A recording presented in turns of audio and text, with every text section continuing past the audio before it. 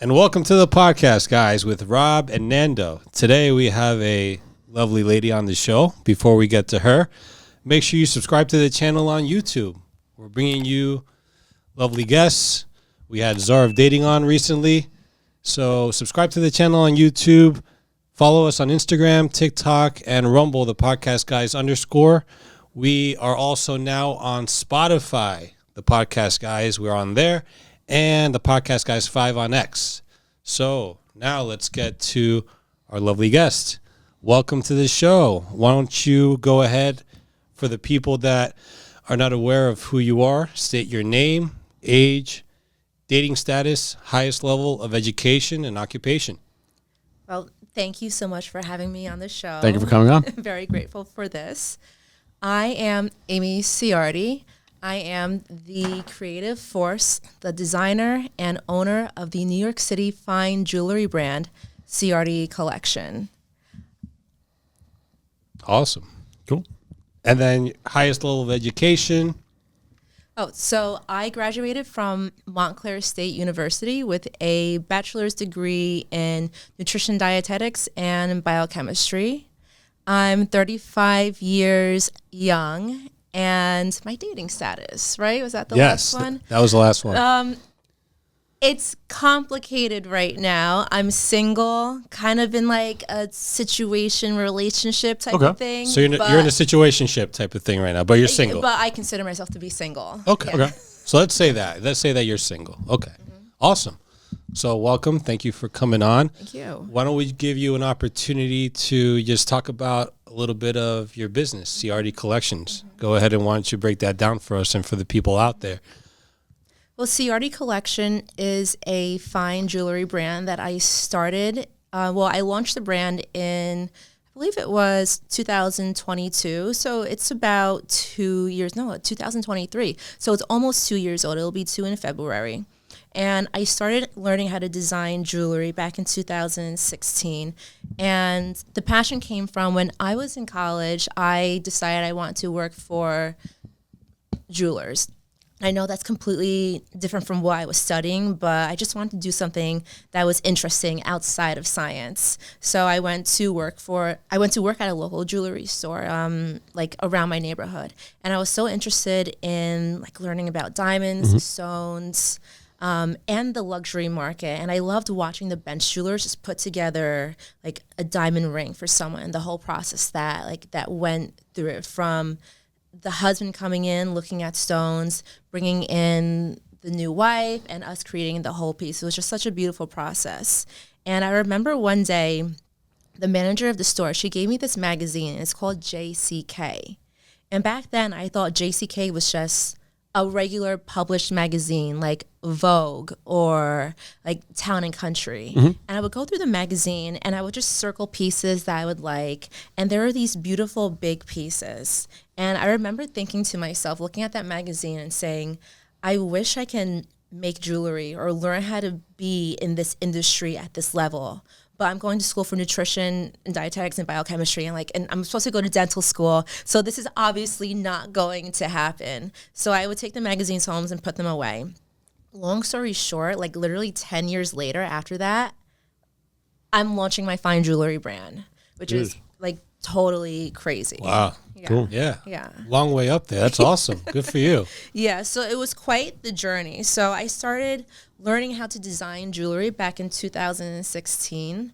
I was working for, what was I doing then? I was actually working for my ex at the time. So he had a real estate management firm over in Long Island. I was his executive assistant. Mm-hmm. And I was kind of getting bored, like playing like executive assistant, kind of playing housewife at home. So I was like, I want a hobby. So I went back on what really made me happy, and it was working with jewelry. I was like, I live in New York now. You can virtually do anything that you want to here. So I said to him, I want to learn how to design jewelry. He goes, okay, like whatever, like go find a studio, go find a jeweler that you can learn under. Don't worry, I'll take care of it. So that's what I did. I went to go to several studios throughout Brooklyn, Manhattan, and I first started off carving out of wax, which is my main way of designing jewelry. And I learned how to carve out of wax. And then I learned how to do some basic metalsmithing. Then I went into silversmithing, goldsmithing, stone setting, and then it snowballed into what I'm doing today. And that's how I kind of built the brand, and it was a lot of trial and error in the beginning. And it still is a lot of trial and error. Like, I'm learning how to do different things every day. Like, this whole year has been a completely year of like growth. The last several weeks have been incredible, where I see myself doing a completely different thing in the new year, but staying as a designer in Ciardi, but like everything is going in different directions. But it's just been like a really, really cool, fun journey this entire time. What's your website? Where can everybody find your jewelry? Oh, well, everyone can find me. Mainly if you go on Instagram, that's where I post everything, all the stories, all the custom pieces and one-of-a-kind pieces that may not make it to the site because, you know, like I'm just a one-woman show here. I'm doing everything. So you'll see constantly new pieces on my Instagram. So you can just go to Instagram at Ciardi Collection. And you can find me online, www.ciardicollection.com. And if you want something custom, just DM me. We can start a conversation about diamonds and pearls. Like those are my two favorite stones that I love working with. Or if you want to work with anything else, you want to watch anything like that, like I can do something. And you ship anywhere in the U.S., right? I can ship anywhere in the U.S. Yeah, mainly just U.S. right now, not overseas. Cool. Go check her website out. Yeah. Check her website out. Gentlemen especially, buy something for your girl. Amy's the one who has all the 14 gifts. 14 karat, 18 karat. Yeah, the fine jewelry. Some big fine jewelry out there for your girl. So you never know. Take advantage of it. So thank you for coming, and thank you. Happy to, shout out to you, and happy to hear that business is thriving, and wish you luck with it moving forward. And we actually have some questions in mind related to that. So we'll ask that throughout the show.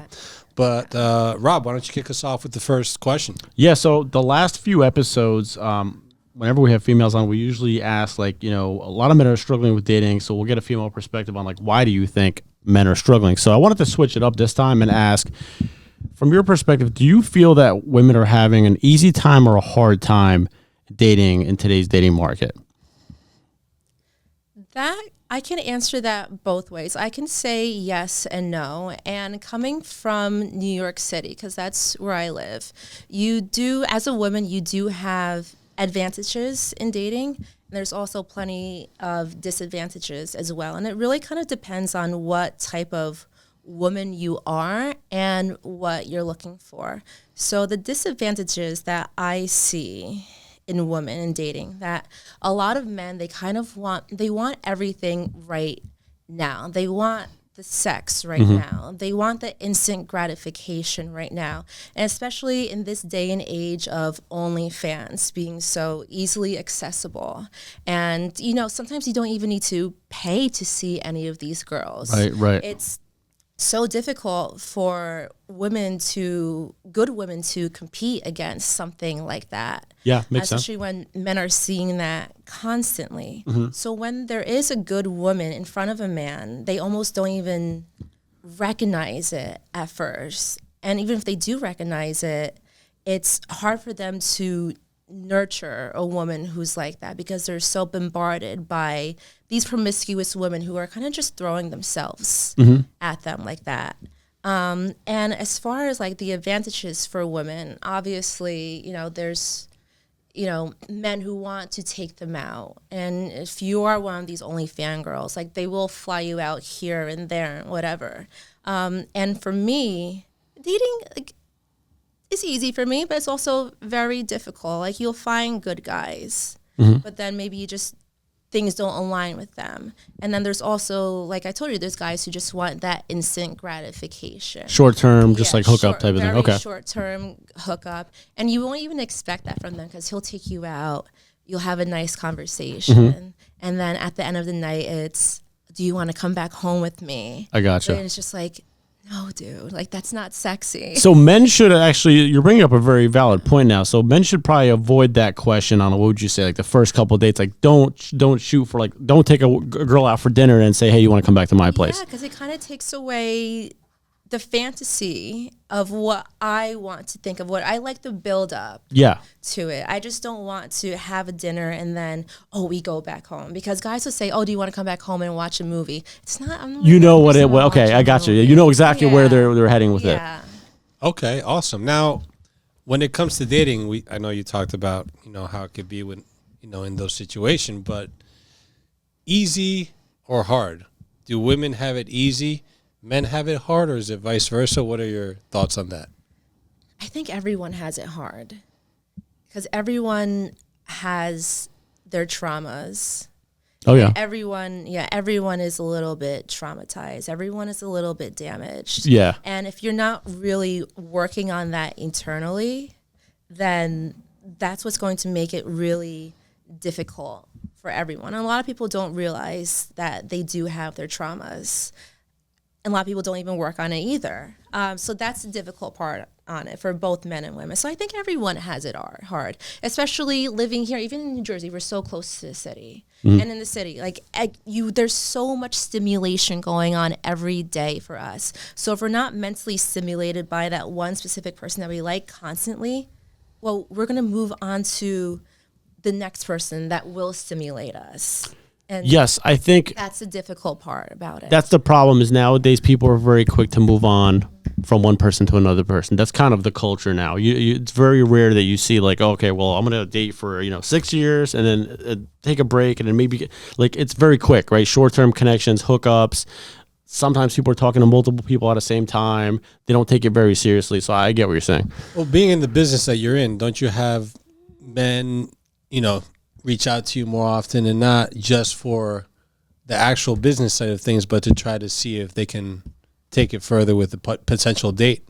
There's been instances where that has happened, where it was supposed to be something that was business related, and they kind of just try to turn it into a date, and it's like, no, dude, we're here for business, and I'm not trying to date you. Right. Yeah. Right. See, and that's the that situation. has happened. That's why I say, I can see what you mean, because dating is hard in general. Mm-hmm. Dating in 2024 is hard for both men and women. However, you have proof right there that men are willing to, even though it could risk a business relationship, throw themselves at you for a potential date. So I think when it comes to the dating side, men have it more difficult because you'll be quick to say, hey, no, this is just business. This is not a date.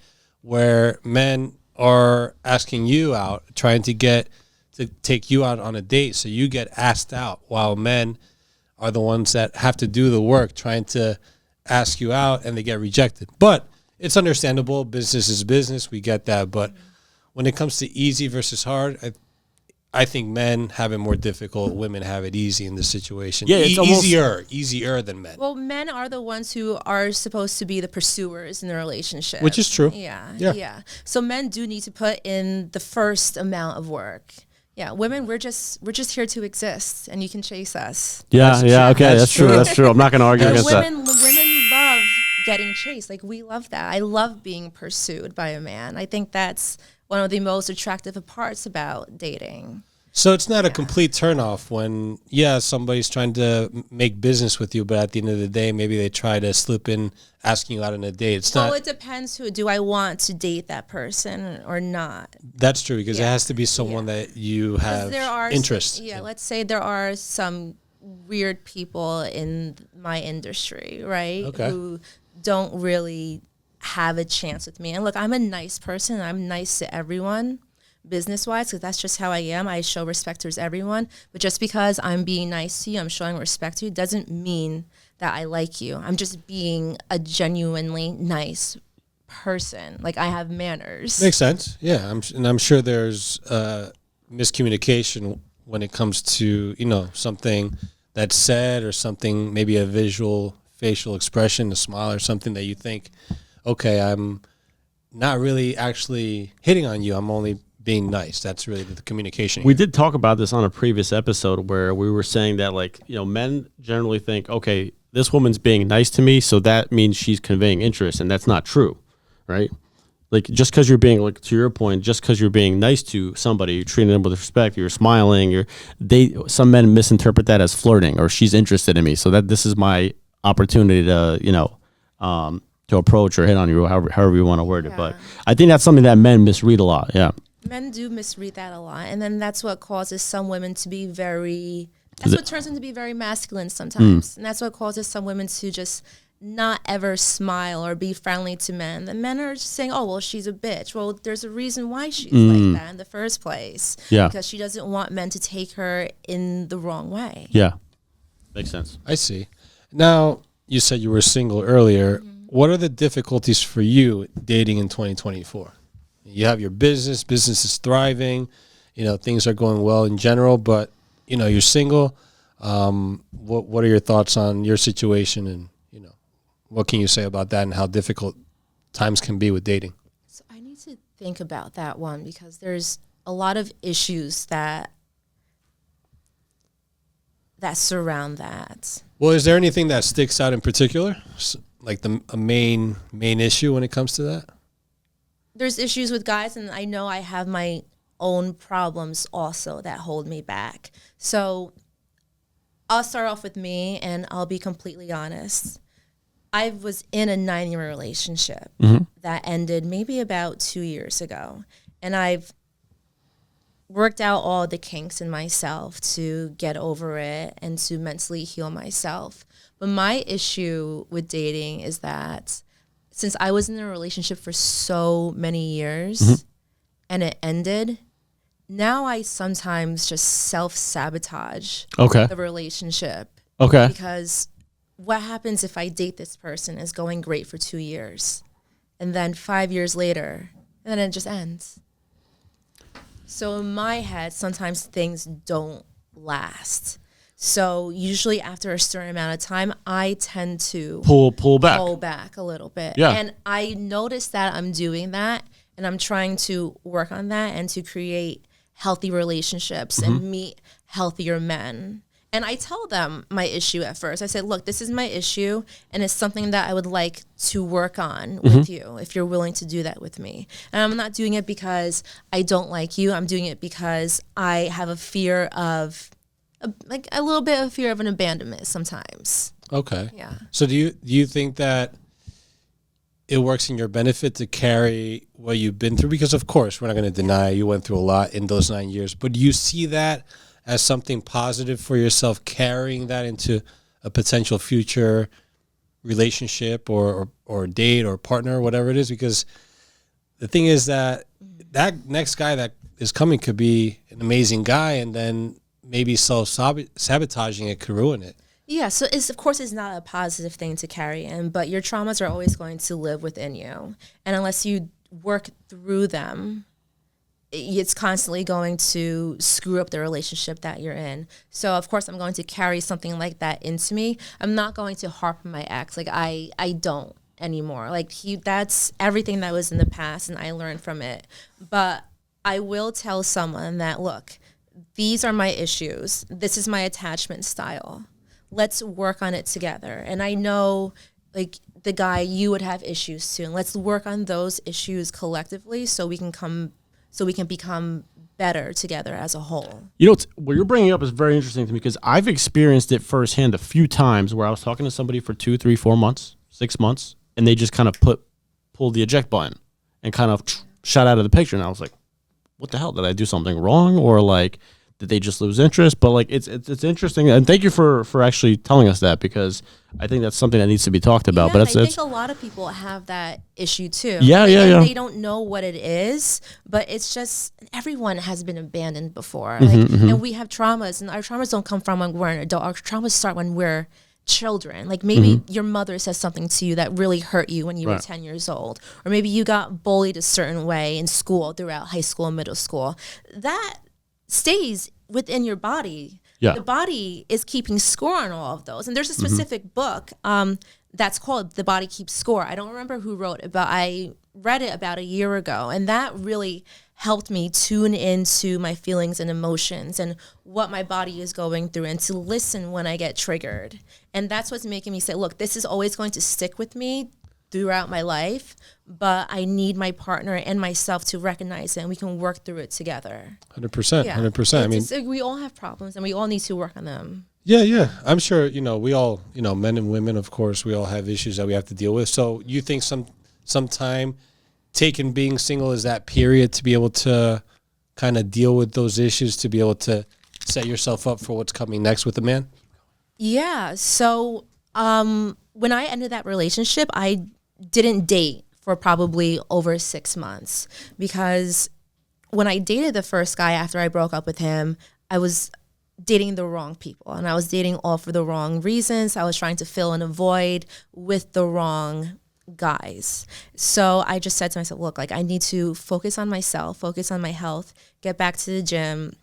I need to, I was just doing self-destructive things like drinking, hanging out with the wrong people, just spending time on the wrong things. And like, I needed to really get back into myself, really like grow the business, which is what I did. And I focused in on all of that and doing things that I truly loved, which was art, like hanging out with the right people, like being in nature, like playing tennis consistently. Like, I'm a tennis player. I grew up, so that was the one thing that makes me happy. One of the many things that make me happy. So I really honed in on like, what does Amy love? And if I can find those things again and love myself more, then I can find a partner that's healthy for me. Absolutely. Yeah. Someone that can join you and then carry that on with them to be able to build something even better together. Absolutely. Yeah, I know. Sometimes times are, difficult, especially for either one of us, men or women. And you need to take time to deal with it and figure out, okay, what are my next steps? How am I going to get into something that will not bring me down to a level where it's like, okay, well, this really hurt me badly. Now, what do I do? Do I never date again? Do I wait? Do I take some time eventually to, think about, okay, am I willing to get into something I'm going to take seriously?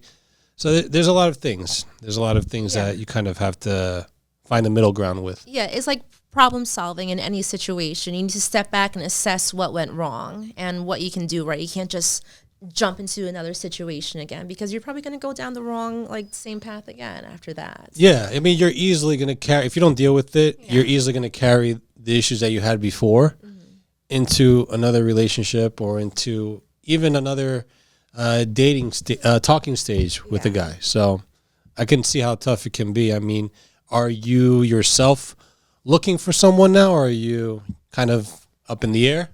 I am looking for someone. Yeah. I do believe in long-term relationships. I do believe in marriage. I do believe in the nuclear family. I believe in having a father and a mother and a whole family system, like something that's healthy. So that's something that I am working towards. Okay. Yeah. Okay. That works. I mean, see, that's the thing that a lot of women, I would say, out there, which is a great example that the ladies can take from you. A lot of women aren't really serious. Going back to OnlyFans, women don't understand how OnlyFans can be a very destructive career to their life, because, when you're putting your private parts out there for $3.99 a month, and you eventually want to start a family, or even not even start a family, get into a relationship. If a man that wants to get into a relationship with you eventually finds out what you did, do you think he's going to take you seriously after that? Do you think you're going to be able to build something seriously after that? And if somehow he's okay with it, you have a family, when your kids get made fun of at school that my mom was on the internet doing naughty things, is that going to be a good feeling? I don't think so. So you're leading a great example by saying that, first off, being, in the business that you're in, working hard and creating something for yourself from the ground up, and wanting, a relationship and wanting marriage, even though, I do say that marriage has no benefits to men, but that to the side for the moment, you're looking at good things for your future, and that's something to commend you for. That a lot of ladies, unfortunately, need to understand and make those changes so they can go on the best path. Yeah. I mean, I can't hate on the OnlyFans girls because I do know some of them. And honestly, some of these girls are the most brilliant, smartest women and kindest that I've ever met. And look, some of them have even taken their whole families out of poverty through OnlyFans. And that was their outlet to do it at. And, you know, maybe it's not seen as respectable towards other people, but there are men out there who are also OnlyFans content creators. And, you know, maybe that's the type of guy for them. Or, you know, like the weirdo rich guy who likes, you know, promiscuous women would want to marry someone or at least, you know, take care of a girl like that. So honestly, like in the world, I think there's someone for everyone in that sense. And I'll give you a perfect example. Like my best friend, she is a retired internationally known dominatrix.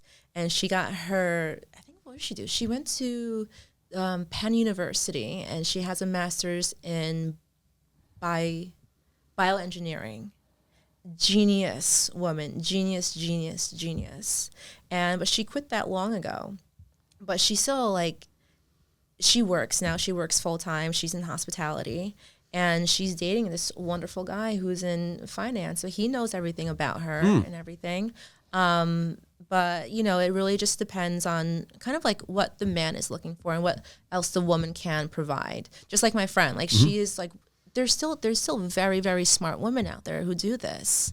Yeah, I was going to say, I know women personally that were dancers and that did OnlyFans, and I had conversations with them, and they told me straight up that, like, some of these women are more, like, they have their head on their shoulders more than some of these women who have these regular professional 9 to 5 jobs. 100%. She told me that some of them are going to school. They're just using this as like a, you know, stepping stone to make money to pay off their student loans, and like they're doing very well for themselves. I think it only becomes a problem when women get into that lifestyle long term, because there's a big difference between like, hey, you know what, I have a mortgage I have to pay, or I have a student loan that I have to pay off, so I'm going to do this temporarily and kind of keep it on the DL. Where I think it becomes a problem is when women kind of, once you buy into that lifestyle, I would imagine it's very difficult to get out of it, because you can make a lot of money doing this stuff.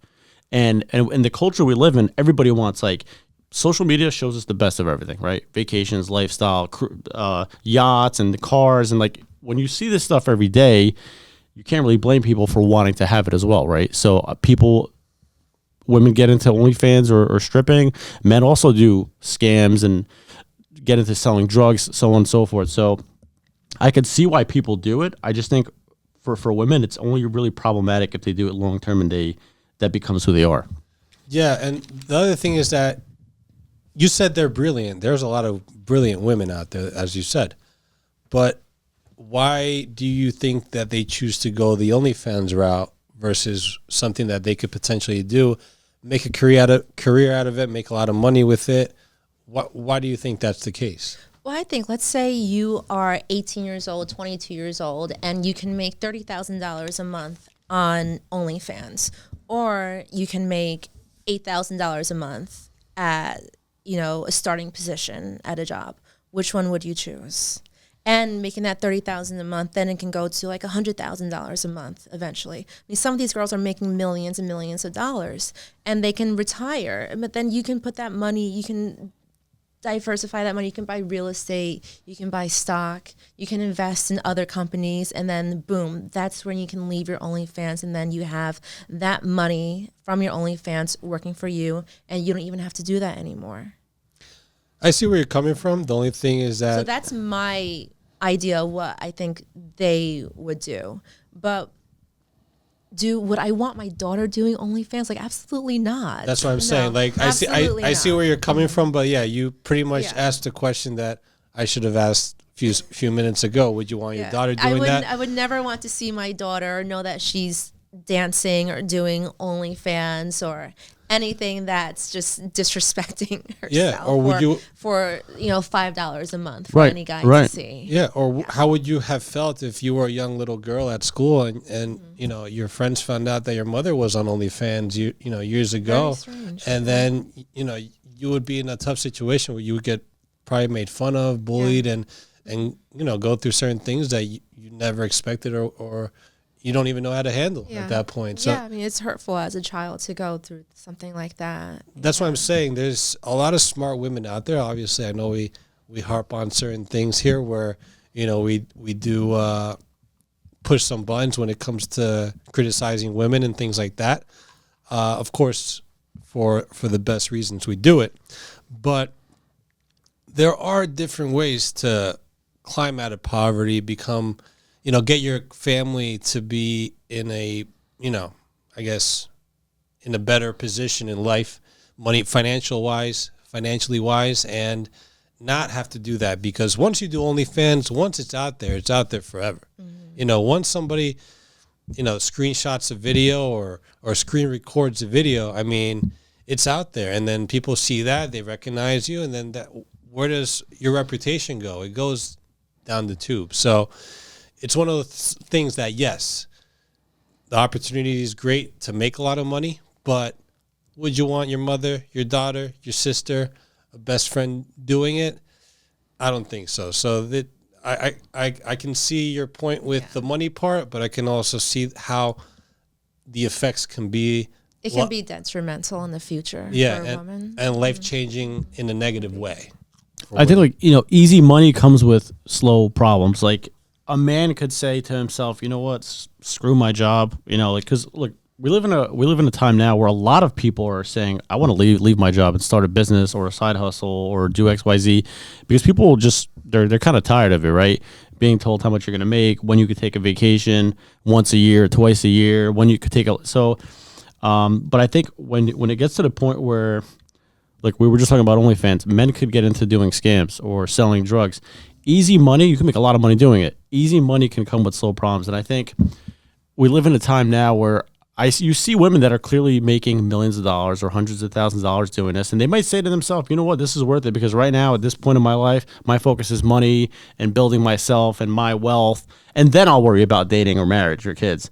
The problem is if you do that for 5 years, 10 years, it will change you. Whether you realize it or not, I think it will change you. I think it will have certain mental effects on you. And I think a lot of men will, if they find out that you're into that, it's gonna turn them off or turn them away. But you're right, there are some men that will be okay with it. We've done video reactions where sometimes, hey, it's a one OnlyFans creator dating another OnlyFans creator. And but some, generally, some it happens. Want the fantasy girl. Right. It does happen too. Yeah, I see that. I can see that. There's men that lust for women out there, so I can understand that.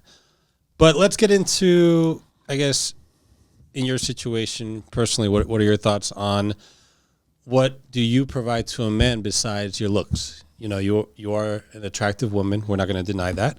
But what can you provide to a man besides that? Your attractiveness, your looks. Yeah. So I really, at this point in age, like looks are very important, but it's not the most important thing. As a woman, like, I obviously provide my nurturing sense of being to a man, where like this feminist movement that's going on, like, it's really destroying women a lot. Yeah, it's agreed. Completely destroying, like, the female mind and everything that a woman is supposed to be. So we're supposed to be nurturing. Women need men and men need women. You can't get the same nurturing. Fernanda, you're not going to get the same nurturing from Rob that you can get from me, nor would you want to. You can't talk to him about, like, certain problems like that. Yeah, that's a great point. We agree on that. I mean, feminism has really hurt things, and there's women out there actually saying that we don't want feminism anymore. We don't want feminism anymore because it's ruining our opportunity for what we actually want, which is a traditional man to take us in and date us, take us seriously, eventually marry us, and then provide, open the door, put us on a pedestal. Like, I'm a woman, okay? There's no doubt about that. And I want to be treated like one. I want the man to, and I also come from an Italian background too. I'm half Italian, half Colombian. Nice. My mother was Italian, so I mainly grew up with her. I mean, my father was in the picture, but, like, I was such a mommy's girl growing up. So I'm very, very Italian in that sense. My father was a provider. He paid for everything. I never saw my mother once put down a card or put down cash or pay for anything. And I want to be taken care of. Like, I am the woman that a man should provide for. And that's, like, I give my nurturing sense of being to a man. I take care of myself. I look good. I can put together a home. I cook. So I provide basically, the traditional female things for a man. Okay. Well, I know we might hit a little bit of a controversial nerve with this question here. You have your business. You're an independent woman. You're doing great with that.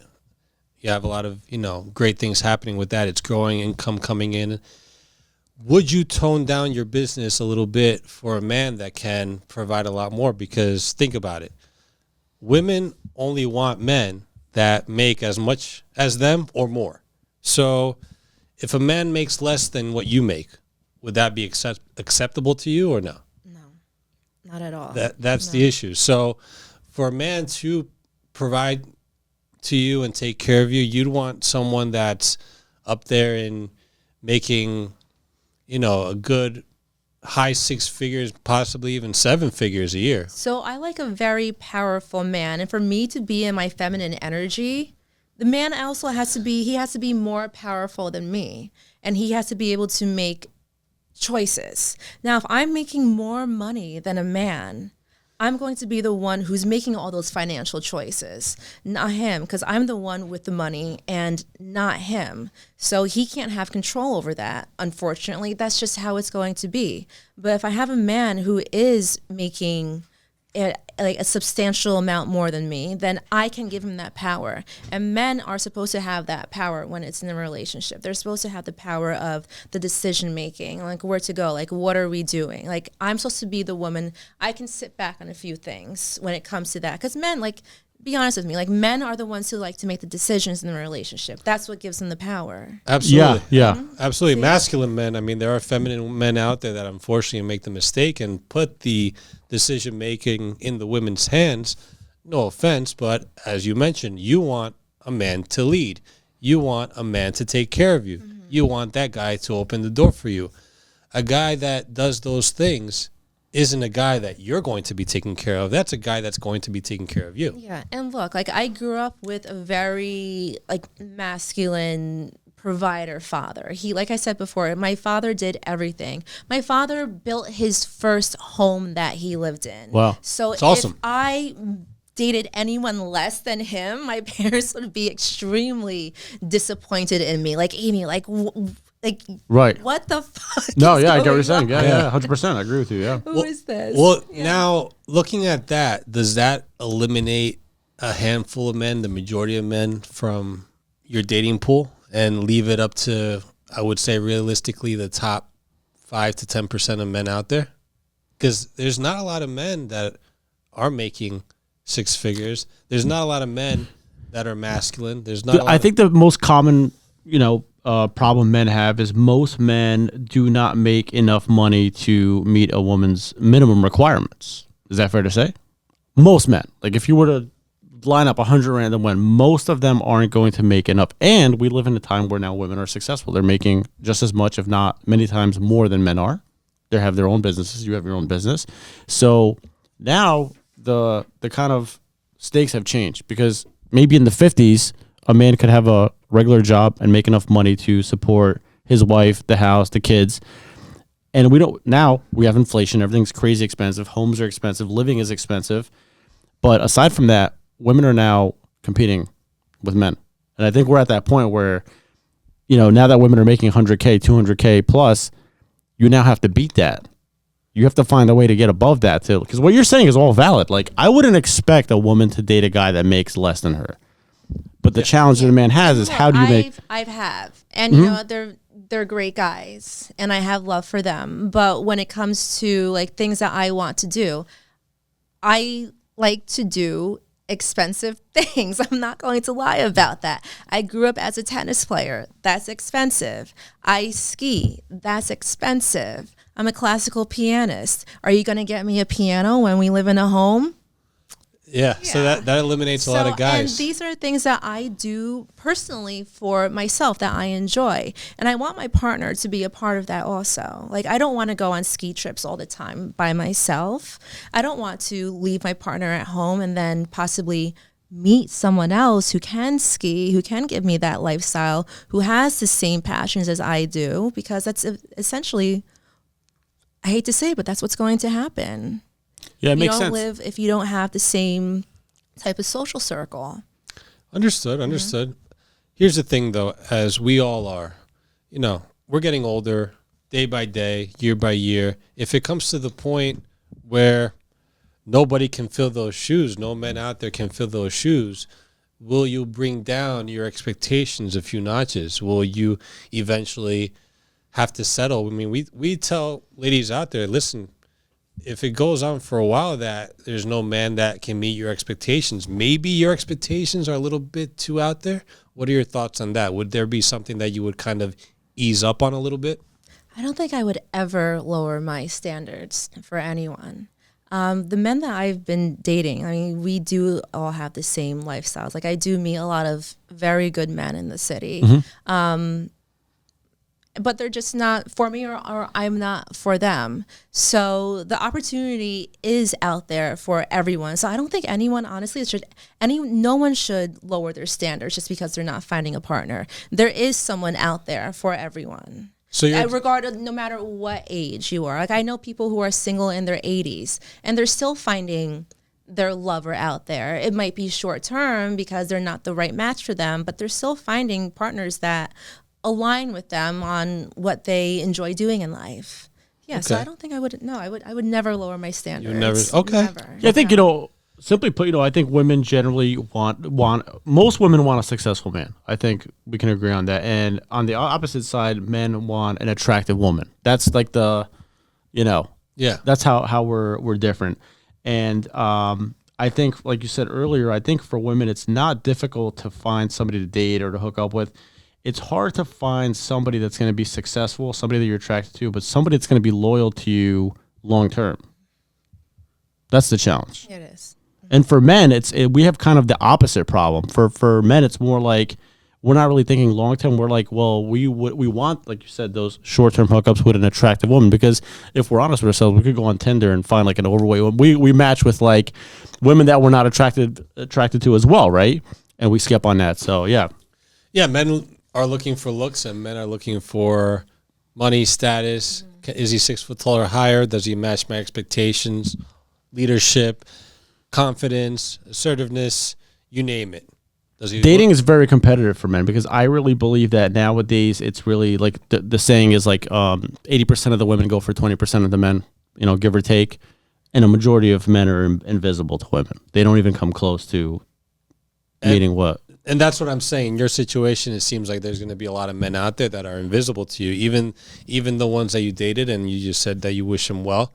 Unfortunately, those are now invisible to you because they didn't meet your level of expectations. So it might be tough to, you might have to wait out some time and see, who is going to step up to the plate. That's what it looks like at this point. But as far as men that you have dated, or you've been in a relationship with, or just a guy that you know in general, what's the biggest lie that a man has told you? Men lie about everything, and you guys know that. Well, women do lie too. Women lie too. Women And lie look, too. everyone lies. Everyone lies, Yeah. but women do a lot. Yes. I think a lot more actually. Yeah, both lie. Well, what's the There's biggest one? So many of them. But what I see most often in the city is lying about if you are in a relationship or if you're married. Mm-hmm. Okay. I see that a lot. There's a lot of married men who lie about like, oh, they're getting a divorce or they don't have a wife. Oh, okay. And gotcha. you can catch it very, very easily, because one guy was telling me that he was single and he lived somewhere in the deep suburbs of New Jersey, somewhere near West Orange. Okay. And I even asked him, I was like, well, you're 38. You work in finance. Why are you living in like the deep suburbs of Jersey? So he's like, well, my family lives out there. I'm like, okay, well, why can't you live in Hoboken or Jersey City or West New York, something like that, something that's a little bit more like hip and young and good for singles. Yeah. And he didn't give me a straight answer. He kind of just like went off on a tangent and something else. Then later on, I found out it was because he was married. Oh, so pretty much there's guys out there that act single when they're really not. Yeah. Okay. Wow, that's rough out there. You don't want to get caught So in that's the lie that I hear going on a lot. Yeah. You know, also lies like what I hear men telling their girlfriends saying that like I'm coming home in 5 minutes. But then it's like an hour later or I'm still coming home. I'm on my way home. And then she's tracking him on the phone and they stop at another bar. Oh, okay. Those are the smaller little white lies. Those are the smaller. But the biggest lie that I hear is that men telling women that they're single, but they're not, because they all want to have their cake and eat it too. And especially these men who are like making the big money in banking and finance and law. They're the ones who are like, and there you have it. I think, and that goes to show you, it's that successful guy that has a wife that's still dating, still talking to girls on the side, and the guy that's single, maybe even living in Hoboken or Jersey City, that's really like going out all the time to try to meet a girl. It's an interesting thing. We had a few female guests that brought up the fact that they at some point were dating a guy and found out later he was married. Which is another one. That's interesting. So I would say, I can see that being one of the biggest lies out there because the guy is pretty much trying to lead a double life. You know, married to someone, in a relationship to someone, but on the side trying to, you know, slam some other woman. I think what happens is, you know, in that case, right, the guy's married. Maybe, you know, he loves his wife. He's happy with his, you know, family life. He has a kid and a wife and that whole lifestyle. But all men want attractive women. And I think when, let's just say his wife is 50 years old, he's going to go back out and use his, you know, financial success to try to get younger, more attractive women. And that's when they're going to have no choice but to lie. That's what's happening. It's also usually when they're missing something. Something's missing there. Something is missing there. And it's usually the sexual part. Yeah. Or it's the fun part. It's the novelty of having fun and being in a relationship. Yeah. And feeling loved by another woman. And the same goes for women too, right? Yeah, makes sense. Yeah. That's what I was going to say. If the sexual part of the relationship is missing, a man's going to explore his other options, unfortunately. So this is, again, message to the ladies out there. It's important to make sure that your man is happy and satisfied, because if he isn't, unfortunately, he's going to find it somewhere else. Probably that is the truth. It's the truth. It hurts, but it's the truth. It is the truth. You need to keep your man sexually satisfied. And, you know, a lot of women are going to fight me on that, especially the feminists. But look, like, sex is a big thing in relationships. And this is what keeps us alive as, like, a country and a union. Like, this is what keeps the population growing. We're sexual human beings. Yeah. Whether you like it or not, like, we need sex. It's really the only one of us. It's a natural thing. It's part of nature. I mean, we are, you know, human beings at the end of the day, and that's what's part of it. Because I'm trying to think of like if there's like one scenario that would cause you to cheat on your wife, it would be because you're not getting the sex from her. And usually men cheat because of that. Sex. Women usually cheat emotionally. Yes. We had this conversation before. Actually, we should get into this. Yeah. Elaborate on that. And I was in this situation too. When in my 9-year relationship where there was cheating towards the end, and I was having sex with him all the time, but we just ended up not liking each other. And I saw like text messages and everything, addresses going out, that he was with different girls. He was hitting up all these girls, and that hurt me emotionally. And I ended up getting into more of like an emotional relationship.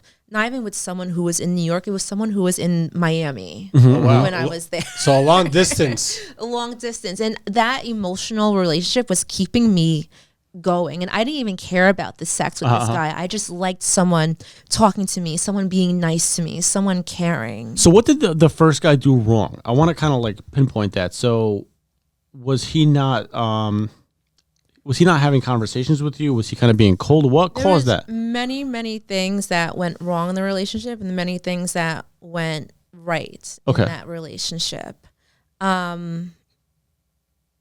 Because I know, you know, men and women are very different in terms of like what turns us on and what we're attracted to. Women have to have that emotional, mental stimulation right? Correct? Yeah. It can't just be physical, and then like Oh, for women, it's completely completely different mental, I need yeah. to be mentally stimulated. That's why I like to date men who are like absolute genius in their field, like intelligence. sapiosexual. I am It's called, right? sapiosexual. If there is a billboard for sapiosexuals, like I am the face on that billboard.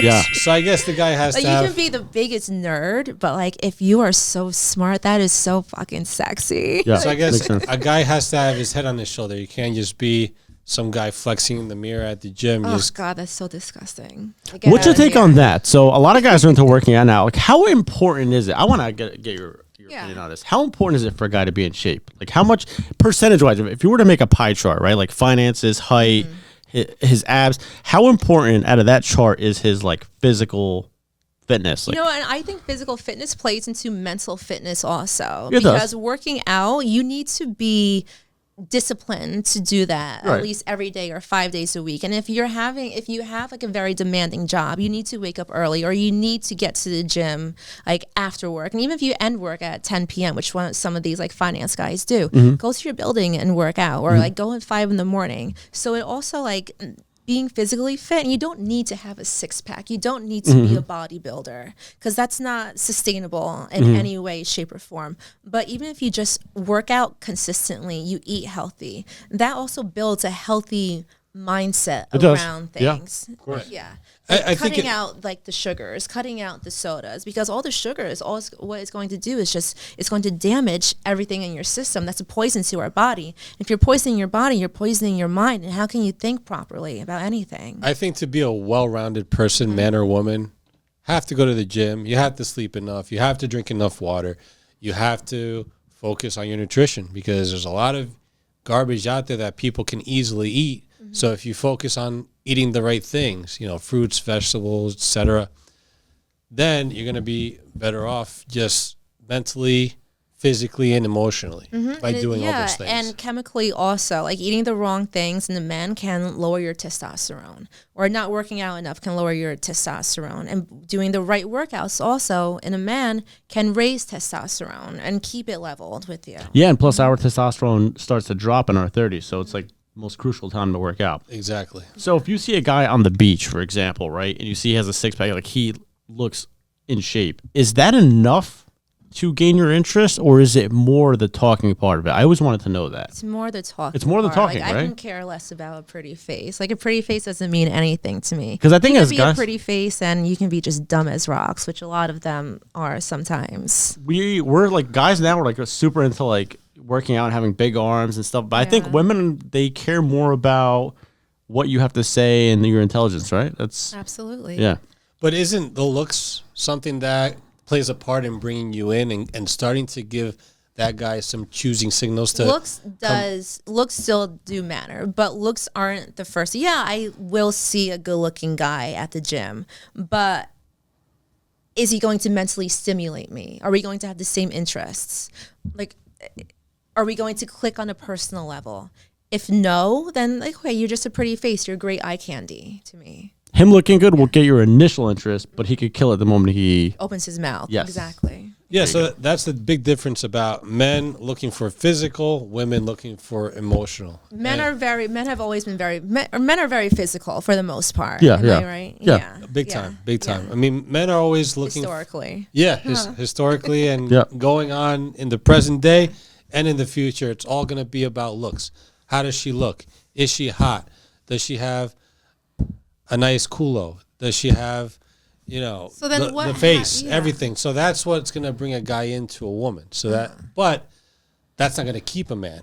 Yes, that was going to be my next question. Everything else is what's going to keep a man. And a few of those examples is, I think you mentioned it earlier or before we started the show, someone that's nurturing, someone that's going to be a support system, because guy's going to come home from what he does and he's going to want someone to fall back on in a supportive way, not in a way where, hey, you left a toilet seat up this morning, or you didn't take out the trash, and blah, blah, blah, blah, blah, and then starting all these arguments and fight and not bringing peace. That's not support. Men are looking for support.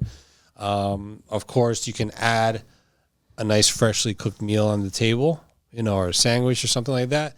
That's part of the specialty that women provide to men, while men are providing the expectations that women have, which is the money, status, career, etc. So that's very important. And now going back, and I know you mentioned it before, relationships and marriage, you said that's important to you. I'll ask you again, is that really, truly important to you? Because the thing is that if you have those standards where you have them and no one can eventually get to that point where they get above that and they're able to, knock through your wall to date you, then how will you get that marriage or the relationship or marriage? I think there's plenty of men that can reach that. I mean, like I said before, I dated great men in the city. I'm speaking to a couple right now. So I don't think it's impossible, especially when you're in Manhattan and you're surrounded by the most successful, intelligent people in the world. And you know where to find them and you know how to source these people at, galas or specific social clubs or events to go to. Like, you can find these people and you just need to work on yourself and be one of them also. Okay. Yeah. So, for instance, if a woman wants to have a high-value man, she has to be a high-value woman also. You can't just be this woman who sits at home, does her 9-to-5 job. Yeah, you're making great money, but you don't hit the gym. Mm-hmm. You don't take care of yourself. When that man, he wants to come home to something who's beautiful and who has their mind, like their body and everything, all the package put together. That's important. That's important to men.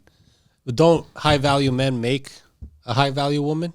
Like, not just a woman that has her thing going for herself, which is great, but when that man comes in and brings that high value, doesn't that create the high-value woman as a result? Or is there just women out there that think they are high value, or isn't there men that when they come in and bring what they bring to the table, as women like to say too, don't they create the high-value women? Do you think are you saying that the man will create the high-value woman? Like a woman is not high value without a man, is what I'm saying, without that high-value man. So don't you think, my question is, isn't a high-value man what makes a high-value woman? And not just a woman thinking that she's high value? I think a woman can make herself as a high-value woman. It's not the man who makes the woman. It's the woman who makes herself. For instance, I think I'm a high-value woman, and I am self-made. Did I have help in the past? Yes. I'm trying to word this because this goes into the relationship. Take your time. Okay. I'm trying to word this as best as possible. Let's see. I don't want to lose my train of thought. You're good. Take your time. So a high-value man doesn't create a high-value woman. A woman is creating herself. A woman, let's say, for example, who's in law, she did that herself, not her man.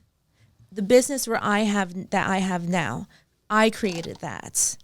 I did have help in the beginning from my ex. He did help. I will be honest about this. My ex did help fund my business in the beginning, as all men should if they have the means to support their woman's passion and their hobbies in the beginning. But did he make me this person who I am today? Absolutely not. Who I was 3 years ago, 5 years ago in that relationship was a completely different person that I can't even relate to, and this, like, we can elaborate that more on. I know, like, Fernando, you and I spoke about that earlier too, and that's something that I would like to talk about, just to, help women who are in that position. But do I think a man makes a woman become high value? Absolutely not. So a woman who gets there herself. And can a man better a woman? Yes. And can a woman better a man? Absolutely. Okay. I wanted to chime in real quick. When we talk about, because this gets thrown around a lot nowadays, high value, low value, are we speaking about high value in the context of sexual attraction, or value to society? Because it's two very different things. And I'll give you an example. You brought up like a lawyer, right? A female lawyer or a judge is a very high value person to society. It's a very respected position. In a dating aspect, I would say it's a very, I don't want to say low, but it's not what men are necessarily looking for. What men and women value in the context of relationships and attraction are very different, right? Like we said earlier, we're not really concerned about, we're on a first date with a woman, we find out she makes minimum wage. It might be a turnoff, but it's not going to be enough to say, she's beautiful, but she makes $15 an hour. This is the work for me. On the other hand, a woman will absolutely do that. She'll say, well, like you said, he looks good. I find him physically attractive, but he doesn't make enough. So I think when we talk about high value, low value in this context, we're talking about like, number one, we have to identify what do men value and what do women value. You know what I mean? Yeah, I think that's important. And I see your point in saying that absolutely, you made yourself. There's no doubt about that. You're a high value within yourself. But when it comes to high value with regards to dating and to a man, there's going to be a guy out there that'll see a woman. She's driven. She has her career. She has her business. And she's beautiful as hell. And he'll see that. He'll go after her. And they'll come together. And she'll be high value to him when it comes to dating. When it comes to dating as well, he might see the beautiful woman that is working behind the Chipotle counter. And, her beauty, her looks, they'll, be willing to date because, guys are willing to date almost anybody, let's admit, as long as, they're very attractive to them.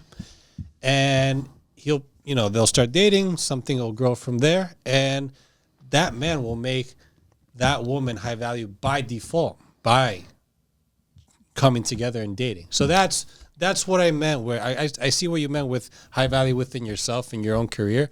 Phenomenal. Yeah. It's phenomenal. But high value is the difference when it comes to high value on your own for yourself and your career. And I have high value for dating a man. So do you mean a man bringing up a woman? A man, yeah, I guess a man bringing up a woman with regards to the potential for marriage, for a family, for all these other things that women wouldn't be able to do on her own. You know what I think is a prime example of this, and I think I know where you're going with this? Beyonce's successful on her own, right? Great example. Grammy artist, billionaire, millionaire. But the fact that she's married to Jay-Z does something, right? Yeah. If she was married to one of these like small-time rappers or like, trappers, whatever you want to call them, it wouldn't have the same effect. So I think what you're saying is, and you mentioned it too, when a woman is next to or with a successful man, I think she knows, you kind of want, when you're with a successful man, you know that when you go out, you get to kind of show that guy off. Something about him, it's not saying that you're low value or that you don't have value or that you're not high value on your own, but when you're next to a successful man, I think that does something. Is that what you're saying? Yeah, exactly. That's what I'm saying. Like, that woman wants to show off that man as he's my trophy husband type of thing. So that's where that man, being high value, can be that trophy husband. Just like when a man has a beautiful woman, it's like, look at my trophy wife. She's such a beautiful, amazing woman. So that's kind of what I meant. So there are differences when it comes to our definition of high value and what we think of high value. But yeah, there's high value within yourself as a man or a woman, with what you do in your own life and your business and et cetera. But then also high value when it comes to dating. So do you think a woman can make a man high value? Let's turn it around. The only way a woman can make a man high value is if she's one of the best looking women out there. And there are that's the thing though, that there are many women that are beautiful looking out there. So that's the thing that, if a man can get one of those women, I think that'll bring that guy's value up. So you're seeing it in terms as like visual perspective in a man. Yeah, for men it's visual. For men is what the looks. That's the big thing.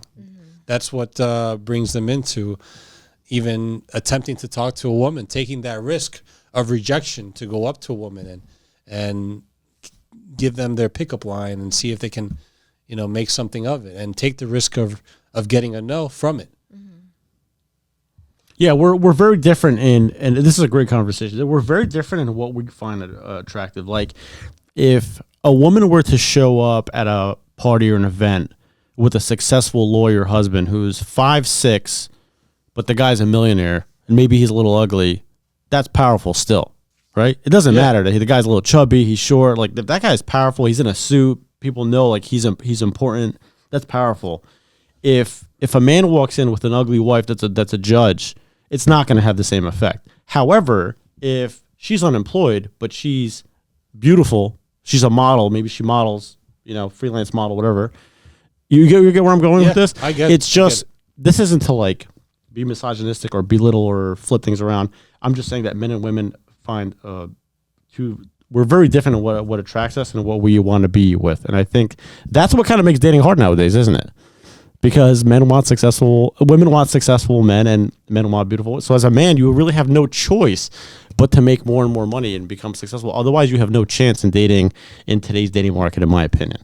Yeah, exactly. And unless you're okay with just dating like 100%. And that's something that, men and women kind of had to fight against, and deal with. I think men have to kind of like embrace it. Like, at this point, like, you have no choice, man. It's like you have to just make more money and be successful. Oh, yeah. We tell men out there, there are expectations out there that you won't believe. And of course, you're here to let them know that, hey, you guys have to step up your game or they won't be able to date you. I know, but that's not all women though. There's like I said, there's someone for everybody. And those men who are looking or seeking those men who are mainly just beauty seekers, and they want the 10, and they want the potential looking model type girl, but they're 5 and they're not making a lot of money. You're playing in the wrong game then. I agree. Yeah.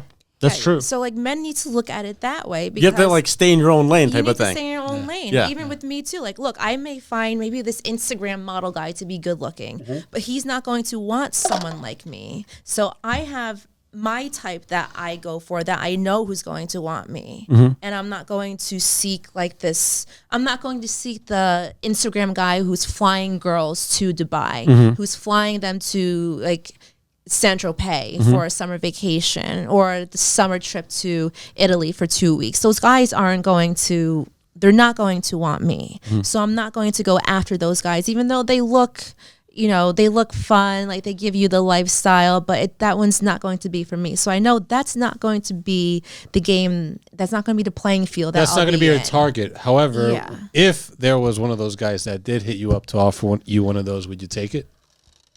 No, I wouldn't. You wouldn't. No, Okay. no. Okay. Interesting. Yeah. Interesting. I will say, I think as all of us, as we get older, like, everything starts to go into perspective. Like, 5 years ago, 10 years ago, like, I've personally had situations where I hooked up with girls and, like, caught feelings, and like, it was clearly not a good idea. I've hooked up with girls that were dancers that just clearly, like, slept around, and I allowed myself to get into it anyway. And I think as you get older, you live and you learn, you make your mistakes. Like you said, everybody has previous trauma. And I think you just have to, like, learn from your mistakes and stay in your own lane. Go after what you like, as long as it's realistic. Because some people like you made a valid point. If you're a 4 or 5 as a guy, don't go after 10s. It's just not going to happen, right? Well, I would say maybe 9.7, 8. There's no 10. Nobody's perfect, unfortunately. Either way, it's like you have to go for. Everybody wants their best option. Every guy wants the best looking girl they can get. Every woman wants the most successful man they can get. That's like the end game, right? All right. So let's turn it a little bit. Now, we are talking about serious relationships and marriage, as we were talking about moments ago. In what moment, just to intertwine this with your business a little bit, what's the best moment to buy a woman her first piece of jewelry? Well, you definitely have to be in love with this woman, and she has to love you back too. And she has to show it. Like, it has to be a reciprocation of feelings together.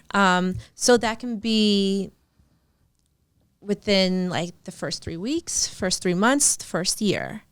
It really just depends on how the relationship is going on. That's what I think. I know guys who've bought girls Rolexes within like the first 3 months of dating. Mm-hmm. This is now dating as far as relationship goes, or the talking stage, or like dating. Dating. Yeah, okay, got it. I just like wanted to they're make in a that clear. serious like monogamous relationship. Yeah. Okay, yeah, I just want to. Yeah, so make I sure. think it goes based on like really how you feel about that person and how the person is treating you and how you want to go about the relationship and show that you care. Yeah, so if you're dating someone for 3 months and like you guys are kind of like you're walking along Fifth Ave, you go into Cartier and she points out, I always like this like love necklace, and I think the love necklace is about like $3,000 retail there, but you can go to a jeweler, aka someone like me on the block, and Ciardi Collection. and we can make it for $2,000 because Cartier is just jacking up their prices so much. They're riding the brand, right? Yeah. Gotcha. Okay. But it's just always, it just depends on how you feel about the situation. If you want to buy me diamonds tomorrow, sure, go ahead. You'll take them, I right? will not say no You to won't that. say no to that. No girl's going to say no to jewelry. I wouldn't think so. I think this is a perfect time to get into this topic. Are you familiar? Do you know what simping is? I have heard of simping. Do you know what it is? Yeah, it's kind of like when the guy is just he's doing too much and he seems desperate. Yeah, for a simping. girl. Yeah, it's basically Yeah. like I want this girl, so I'm gonna buy her shit and take her out, and it's this idea that like the more I do for her, maybe she'll hook up with me. That's generally what simping is. So I think like what you said earlier. I agree with you. I think before any man spends that type of money on a woman, it has to be something real because these women will take you on a ride, man. Like if you buy her a Rolex or a ring or anything, or you even spend too much money on her nowadays, and this isn't all women, I have to always throw that out there, but they'll take you on a ride. They'll flirt with you and they'll get shit out of you and that's it. That's what simping is. Yeah, that's the thing that If you know she's generally attracted to you and you have something real, different story. But yeah, that's the situation where I'm sure you would take the diamond ring and the beautiful necklaces and all that, all the great jewelry. However, what is she giving back to you, men? Is she giving you back something that's worthwhile for you to be spending that kind of money on jewelry for someone? You have to make sure that you're getting your money's worth, is what I'm saying. That's I'm not saying, hey, don't buy a woman jewelry, but you can't simp, as Rob brought up. Yeah, and I can, weed those guys out right away. And those are the type of guys who are going to go down their resume about what they did, where they go, the cars that they have, the watches that they have on. They're going to be the type of guy that pulls out the wad of cash. They're going to be the guy who says, I'm going to meet Kylie Jenner in LA tomorrow. Do you want to come with me? Yes, I've had a guy say it to me. I'm like, you're a fucking loser. Like, get out of here. Like the baseball game was playing. I'm like, do you like the Yankees? Yeah. I've met those bums. We've heard that a few times, actually. It's really, really sad to hear. I'm like, tell me something like interesting, please. They're trying to win you over by showing off. Yeah, exactly. And as much as like, I like nice things and being treated well, it's like that's just such desperate energy. Especially if it's right out the gate. They're coming on too strong. Yeah, too strong. And that's something like that. It's never going to last No. either. Oh, no. Yeah. No, it's just something, hey, you show off, but once they know the real person, then it's like, okay, what was the point of you showing off? And probably like a quarter of it or more is just all lies too. Yeah. Guys, I think men and women lie for different reasons. I think men lie to get what they want, and I think women lie to avoid what they did. That's my take on it. What do you think? I can see that. What are your thoughts? I think women lie because they don't want to hurt feelings, because everything is emotionally involved in women, and women will lie so they don't like seeing someone being hurt. Yeah. And they don't like being hurt in the process of it also. Yeah. I like that you said that, because I'm going to make this point to the ladies out there. Don't lie, just say how you feel, because as men want to know where things went wrong. So if you lie or, lie and then, disappear, things are, again, they don't work out anymore, the guy's going to wonder what the hell happened. And guys don't want to be wondering what happened, because then they're going to go into the next relationship and they're not going to know what they did wrong going into that relationship and might make the same mistake over again. And they might lose that woman as well. So be straight up with men. It's better to be upfront so you have a good reputation with men, even if you broke things off. Yeah, I like to be honest with men, even if I don't like the guy. Like, look, like I don't think this is going in the right direction. And sometimes they won't ask why. I'll just say, look, it's just not meant for me. We're not meant to be together. I don't like ghosting because I don't want someone to ghost me. It's like such a shitty feeling to have when it does happen. So I like to be straight up with someone. And if something is bothering me about a guy, I will tell them, like, look, can you do A, B, C, and D next time? Like, out of respect, like, just don't do this to me. If we're going to change plans, let me know. And the same thing, like sometimes, look, I slip too. Like, we're all human. But out of respect, like, I will tell someone how I'm feeling, especially if I don't like something, because how else are you going to move forward in the relationship? Because if you don't tell someone what you don't like, they're going to consistently keep doing that. And you're just going to hurt yourself even more if you're not open and honest with your feelings, and especially about things that you like, just like in general. Like if you have some kind of like a taboo lifestyle, let that person know, because you can't be doing it in the dark and still have this person be your partner too, because they're eventually going to find out about this. Yeah. I mean, communication is key. Honesty is key. Trustworthy is key. Respect is key. And being able to send that message out of what's wrong or what's right when the moment comes that you need to say that is important. And what you like too. Yeah. If you want to live a different lifestyle, like, look, like if this guy likes to be like dressed in all like latex and he likes those weird, tell that to me so I know ahead of time. Yeah. And I'm not it's a valid point, about though. it, It's like, a valid point. In a year from now, like, I didn't know you were in this. I think people are shy, or they just don't want to like talk.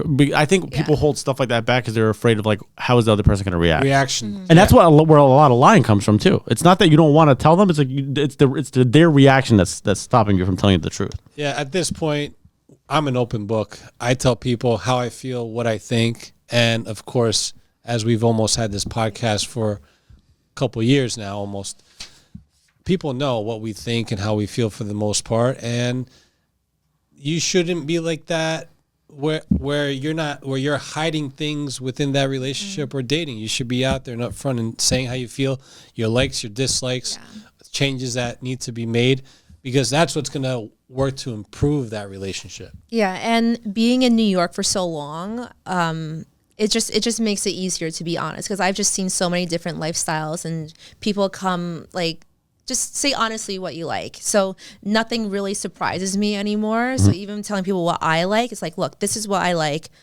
X, Y, and Z. If you're not into that, then that's fine. And vice versa. It's good to do that off the bat. It really is. Yeah. I think a lot of issues are avoided that way. Yeah. Now, stepping away from the simping part of it, going back to the jewelry topic, what would you say is the best first piece of jewelry for a man to buy a woman, but as long as she's providing value back to a man, as long as it's reciprocated back, and you know this person likes you, like you met mom and dad, she met your mom and dad, you met the friends tell you really good things about her, like she has a good reputation.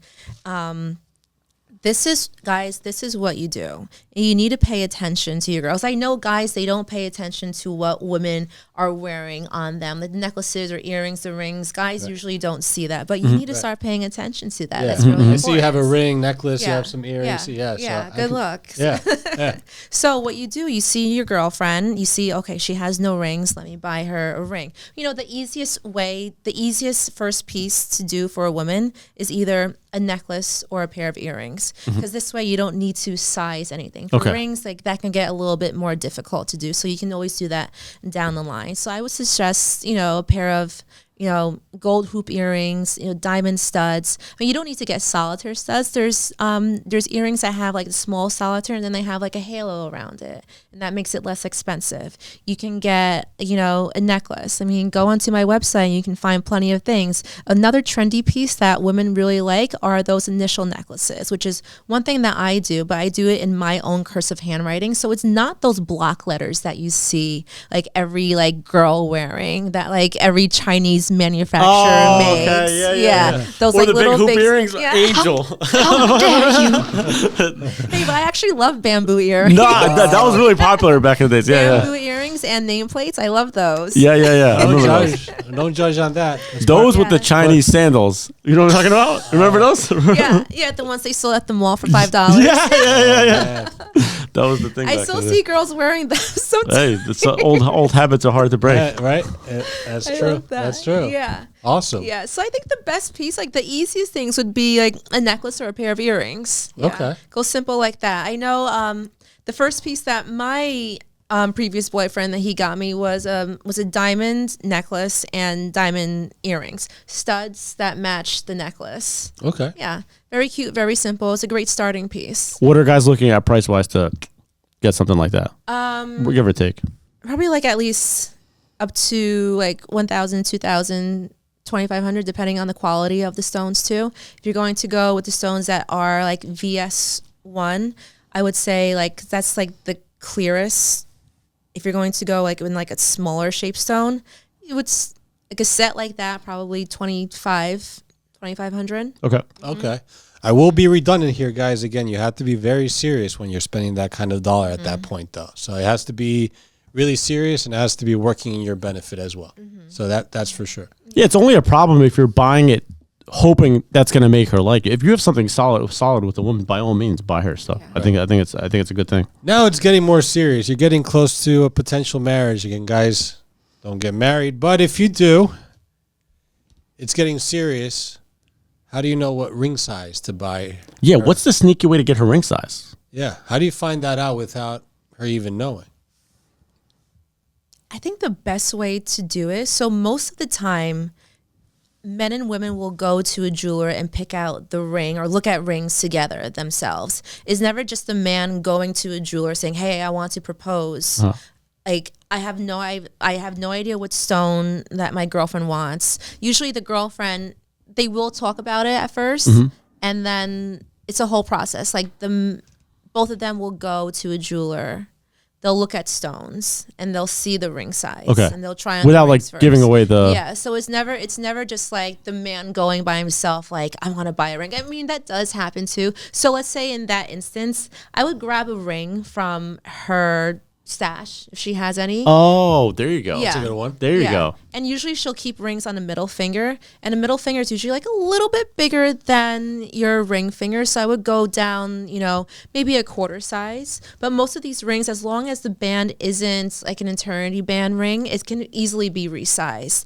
And the general size for engagement rings is a size 7 to an 8. So I would start off with that if you really want to surprise a girl. But for the most part, it's easier if you go look at rings together, so you do have an idea of what she wants, because you don't want her to be disappointed when she I mean, I'm sure she would if you guys really, really love each other and it's a true You get it the wrong size. Like, I thought your finger was this big. The way I did it. Well, I misjudged it. You expect every relationship and marriage to be true for love, but hey, nowadays you never know, right? All right.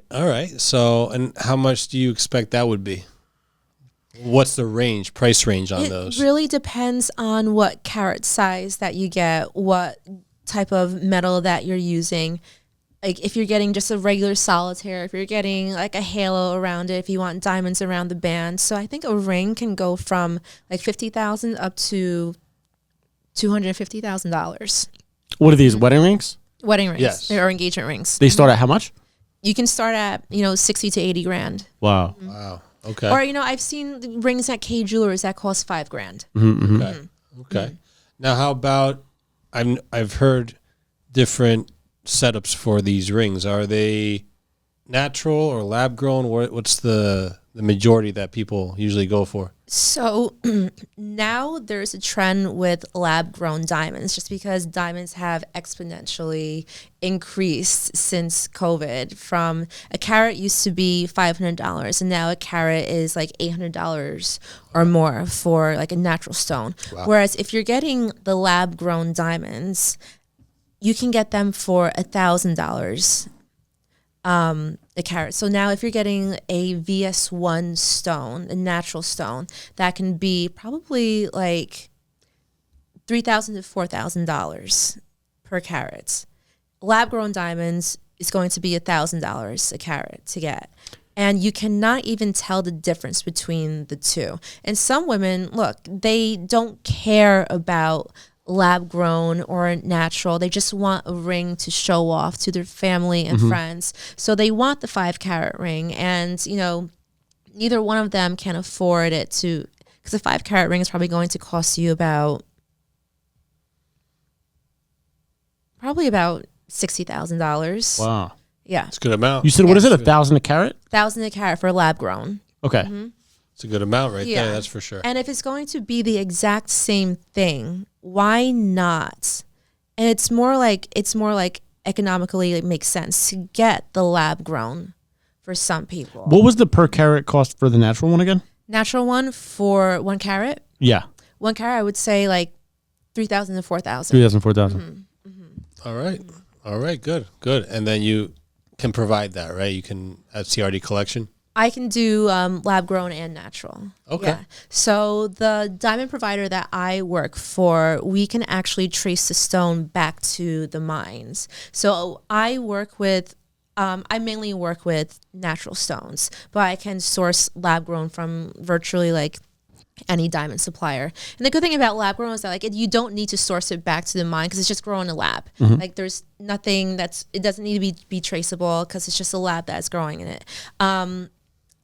For the natural stones that I use, we can trace it back to the mines. So I'm getting my stones from the brand called De Beers.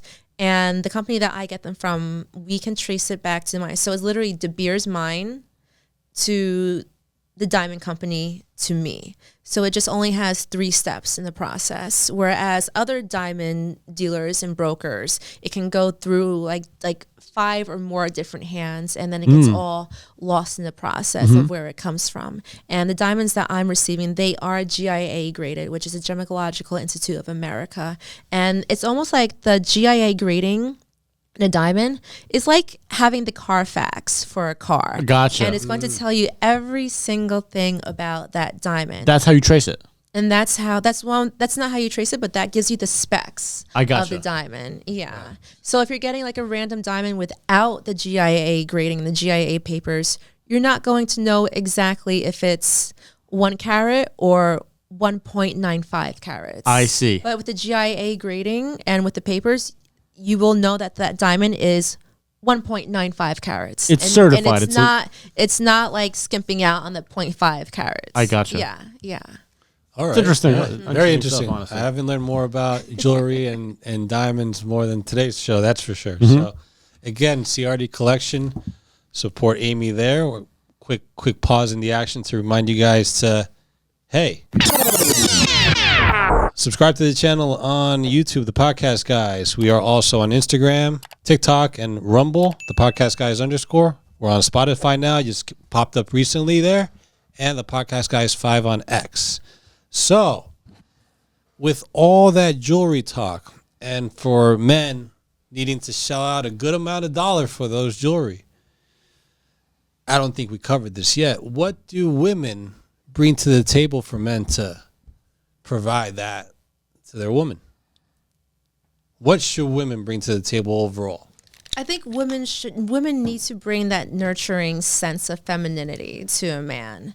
They need to bring nurturing. They need to bring honesty. They need to, be the type of woman who is going to be home. Like, she's not going to be out partying with friends, on the weekend. She's not going to be hanging out at clubs, or she's not going to be hanging out with the women who are her promiscuous friends.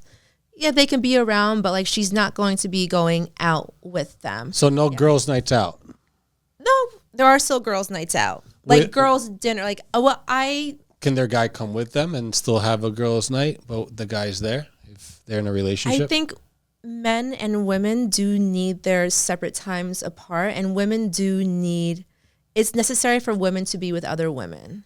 And girls' night doesn't always mean a night out in the club, or a night out in a lounge, or a night out in the bar. It could be just going to a steakhouse and having a great dinner together.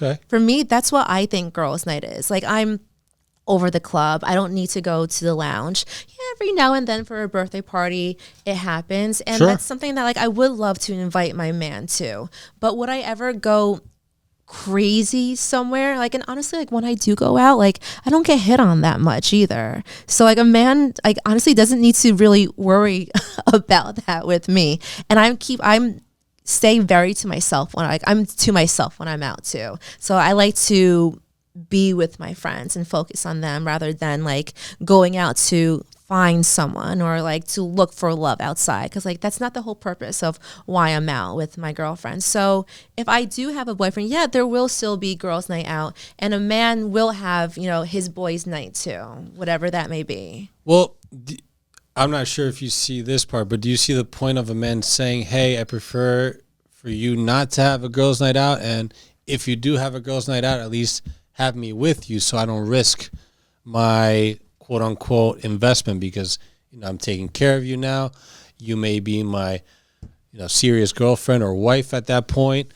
You know, we have a house together, cars, bought you jewelry, of course, all these things. So would you be willing to respect the fact that your man has done all these things for you and kind of hold back on those girls' nights, maybe have a girls' night at your house, for example? Well, I don't really know anyone whose like husband or a boyfriend doesn't allow a girls' night at a restaurant. Okay. Like we're sitting at a table. Okay. Like, okay. And it is not going to be, it's not like we're going to like Tao or Catch or any of those restaurants that turn into a club. We're going to like, you know, like a nice steakhouse or, you know, some type of like civilized dinner where like normal people go to. So you're saying I think that's fine, because I know my husband or my man, he's going to be having lunches when he goes out, right? He's going to be having dinners, business dinners, and he's going to be hanging out with, you know, get a drink with a friend later on possibly. And if he can do that, then I can trust him to do that, and he should be able to trust me to go out with my girlfriends. Now, would he want to come out with me with 6 of my girlfriends at a table and just listening to us like gossip and chat and like gaggle the whole time? No, that'll be silly to see this one guy tagging along like that. I see what you mean. Yeah. The only thing is that if it's going to a restaurant and coming back, okay. Yeah. I guess it's fair. However, if it's going to a restaurant and saying, oh, well, we should keep this night going, where do we go to next? And that's the risk that men are afraid to take upon, especially when they've invested so much into that woman. So that's the only rebuttal men are going to have about that. You know, okay, you may go to a restaurant, but if you go to the restaurant and come back home, maybe I'm all right with it. So I think generally when it comes to that stuff, I think men just have a problem when women travel alone or with friends. Like restaurants, like realistically, both men and women are going to go out with just the guys or just the girls. I think when it's traveling and it's like multiple days, that's where I think most guys will be against it. So because I agree with you. I think realistically, I mean, you're going to go out. Yeah, and we both deserve our own life. You can have space too. So you'll give him the space too. Yeah, because look, like you have your friends that you want to see, right? And I have my friends that I want to see alone too. And it's good to have, you know, space is healthy in a relationship. You can't be on top of each other 24/7, because then you're just going to go crazy. Because the craziest things that I've seen over the years is men really fall off the map when they get into a serious relationship or marriage. You don't see them. I mean, there's people that I know myself that I actually knew. I don't really consider them as really knowing them much anymore because they've just disappeared. You don't really hear from them anymore. It does happen, yeah. Yeah. Especially with marriages. Unless they need something from you, you don't really hear from them really much anymore. So that's the only thing that's, you know, seems like it's a common theme, as well as for women. You know, a woman, I would say that she'll keep her girls around and still, you know, have her dinners and go out and all that. But it's a big risk when a woman is having a girls' night out and they're going out to a club or a lounge or a bar, going to some activity that's not just that activity, but could lead to other things. So I see what you mean. So you're talking in that instance. Right. If girls are going to the club, I think that's a little disrespectful. Like, I wouldn't want my man going to a club. I can understand going to a birthday dinner and then going to a club afterwards and say, hey, babe, would you like to join us? Okay. That's good. I would like that. Okay. I would want to be involved in that because I know like these guys are getting table service or getting bottles for like their boy's birthday. And there's going to be girls all dancing, and then some of the guys are single, they're going to come, and then their friends are going to be there. And I know some guys just don't want to be like, well, I don't want to be the guy who's just not going to talk to her. It's the environment that's risky, you know? Like sometimes women will call men insecure, like, oh, you don't want me to go out to XYZ, then you're insecure. It's not even that they don't trust you. It's just the environment is high risk. Right. It's not trusting her. And to your point, if a man goes to a club, it's high risk. He might screw up that night. Right. Exactly. You don't, again, I've mentioned this before, you don't park a Lambo, even if you lock it in a bad area and expect nothing to happen. Somebody may still try to break into that Lambo and steal it and run away. So it's one of those things where, yeah, you can trust her, but the environment around her can create a situation where she may consider other things. I think once you're in a serious relationship, you got to play by different rules. Like you just got to be like real with yourself. Like you can't do certain things that are obviously, like you said, if you go out for dinner and then you invite the other person afterwards, I think that's fair. I think that's cool.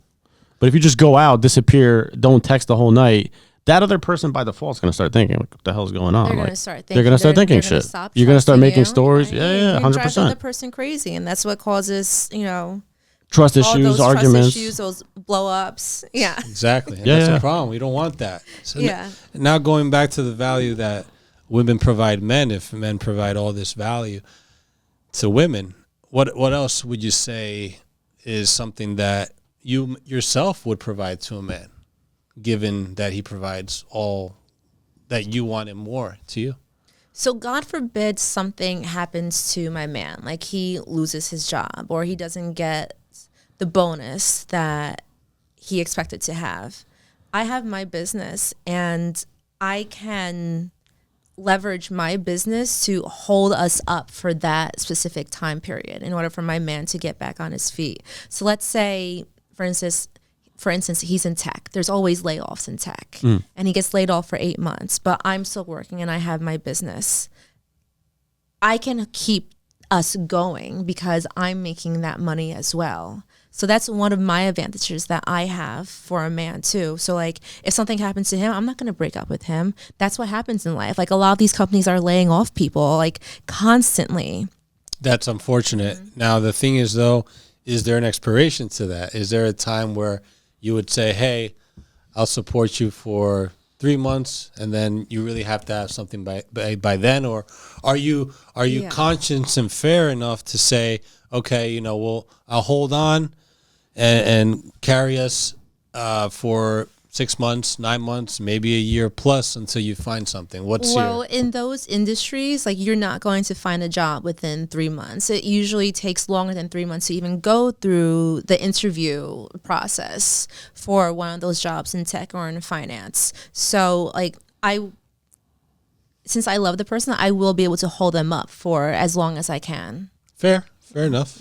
That's nice because especially since I know that he's an intelligent guy, he's worked hard. It's just something that happens in these industries. Like layoffs happen all the time. It's unfortunately, I hate to say it, but it's almost like normal. Yeah, it is in that industry for layoffs to happen at like a moment's notice. Yeah, that's good to hear because again, women out there will say, "Hey, he lost his job.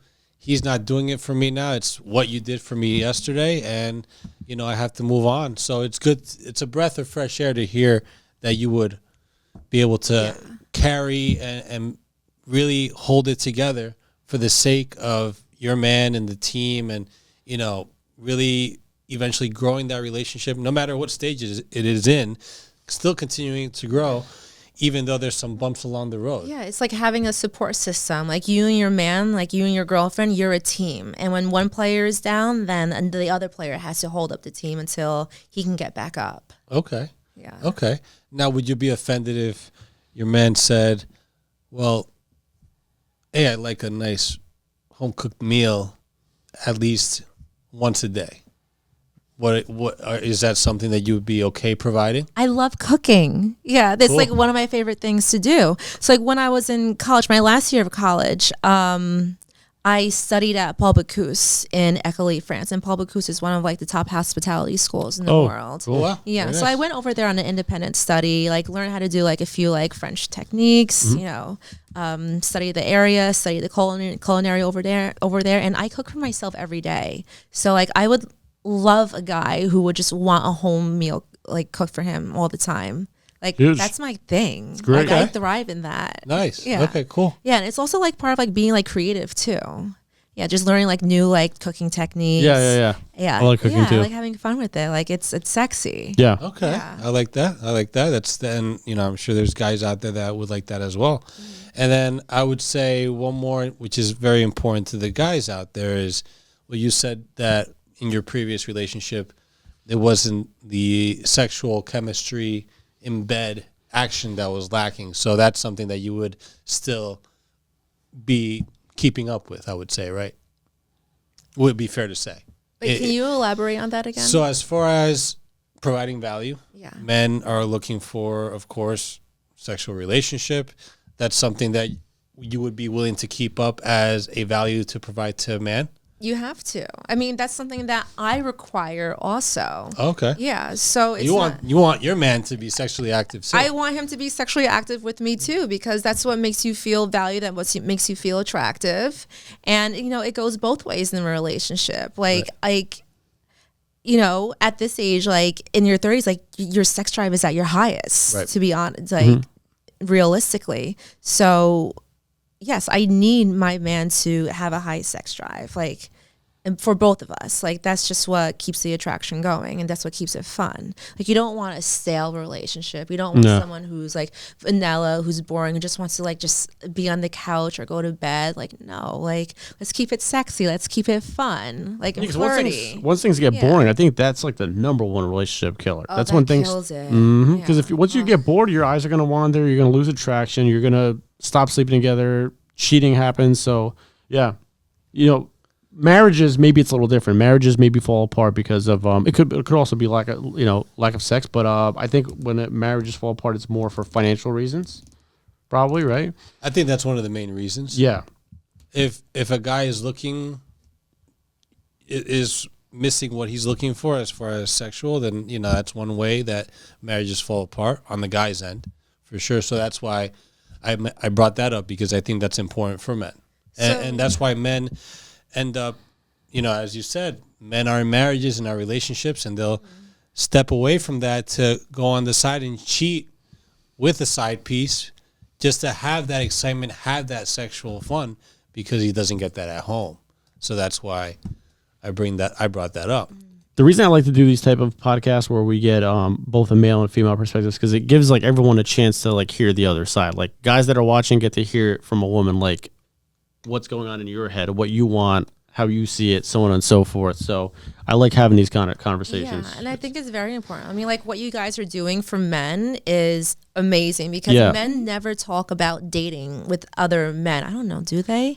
I know they talk about dating with like me, like in my like group of male friends, but do like guys get together and We talk do, about this but stuff? it's more like probably complaining, venting, things like that. Yeah. But these type of conversations are more like productive, right? Because Yeah. you're going to get somewhere in the conversation. Yeah, and I think it's very important for men to have female friends, because then you get that perspective. Like, what did I do wrong, or what should I do? And vice versa. It's important for women to have male friends, so I can say, oh no, like I did this to my guy, he's acting like this. So I go, well, what did you say? And I'll break it down. It's like, well, you did A, B, C, and D, and guys don't like that, or Yeah. like, and like it's things that like I would have never have thought of, because I'm a woman and I lead with more emotion, and men honestly like will lead with more logic sometimes. You almost And have I to will say study the that. opposite sex. Like the Yeah. more you understand, you're going to be in a better position to like make the right moves. Because I think a lot of previous failures that all of us had were just like lack of, like, you probably didn't even know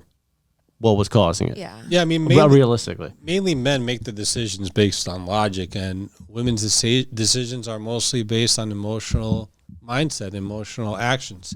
So that's something that we have to understand from each other, and that's why we love not, of course, just helping the guys out, because of course it's a men's podcast, we help the men out, but we also want the women to understand the male perspective and things they probably didn't realize, that may offend them a little bit or surprise them at first, and eventually grow into it because they're like, oh, I didn't realize this is what a guy wanted or this is what a guy was expecting. So, you know, we don't do and say certain things to really, you know, I guess hate on women. But, you know, there's also things that we criticize men about, that men have to get better, that men have to adhere to expectations that women have. So we are helping the men, but we're also kind of trying to bring the women along for the ride and help them as well, and help them understand the male point of view, because again, a lot of women are all me, and they don't understand that if they want to be a man, they have to think of the other person as well. So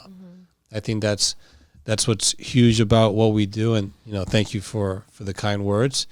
And, you know, going out to, you know, discussing about what, you know, both sides in this case, women not posting their men on Instagram. Should they post them more often? Or, you know, is there, you know, a sign of, well, if they don't post each other, you know, enough, things aren't going well? Or if they post each other too much, you know, things aren't going too well, like they have to kind of validate each other? What do you think? I mean, I think it should be done in a very tasteful way, because I think most relationships should remain private.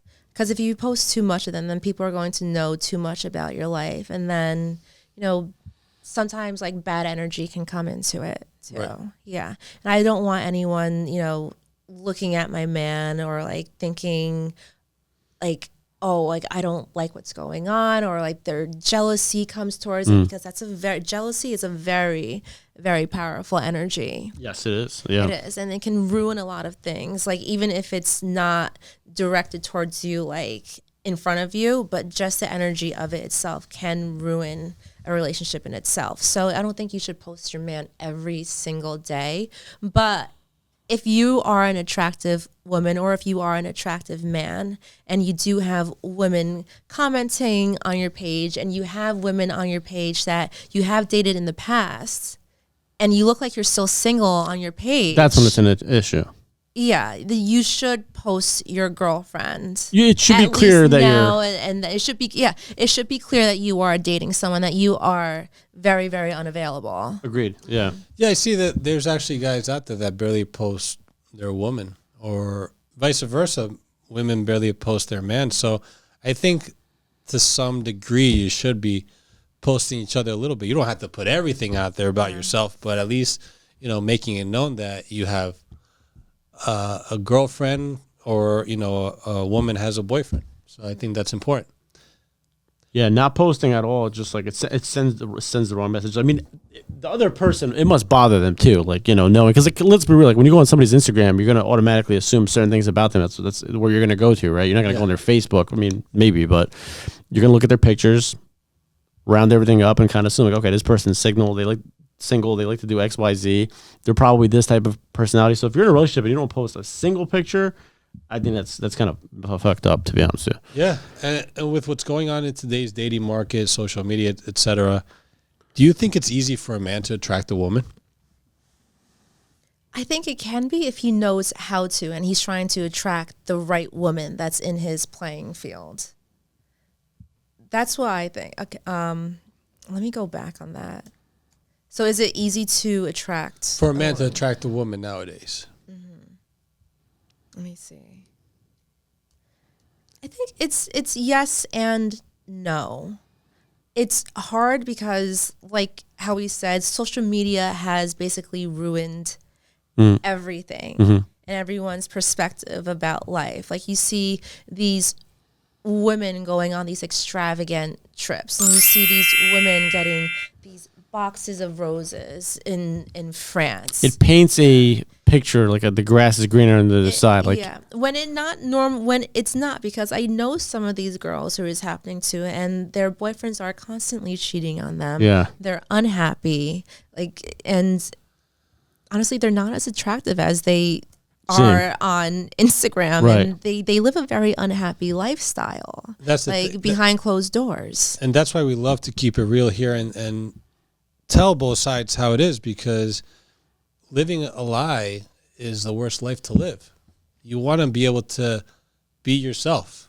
People say that, oh, be yourself, you know, do what you want to do, say what you want to do. But a lot of people are living such a fabricated lifestyle that it's kind of okay. Well, you want that lifestyle from the outside perspective. Women want that lifestyle where they want the flowers, they want the trips, they want, you know, a guy that's successful with the money and all that.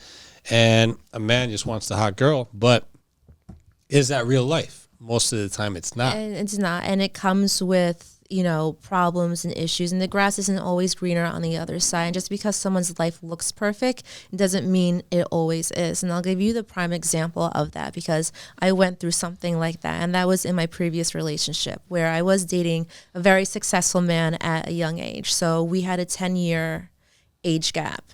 But he was a beautiful guy in his 30s and into his 40s. And I was given everything. I didn't have to work. I was working for him. And, right, he was the one who started my jewelry business. And even though I had everything, I didn't have to lift a finger. I didn't have to pay a bill for 9 years. Mm-hmm. There were still things about the relationship that were very detrimental to me. Like, it was emotionally abusive. It was verbally abusive. I didn't have any friends. He didn't want me to go out, even though he was going out constantly. And I didn't question where he was because, look, he's bringing home the money. He's giving me the lifestyle. He's putting a beautiful roof over my head. I get whatever I want. So I didn't question him. All I would say is, are you dead or alive? Okay. So, because I knew I had these benefits, but I just want to tell all the girls out there that it's not what you see on Instagram and what you see like your friends have or anything like that. It's not always what you think it is. And you need to learn like that you need to live in your own reality. Yeah, it's huge. Yeah, I think that's important. I think that's very important. A lot of social media is fabricated. You know, people rent out. I saw a picture recently where they rent out this like fake plane to take pictures, so it looks like they're in a private plane.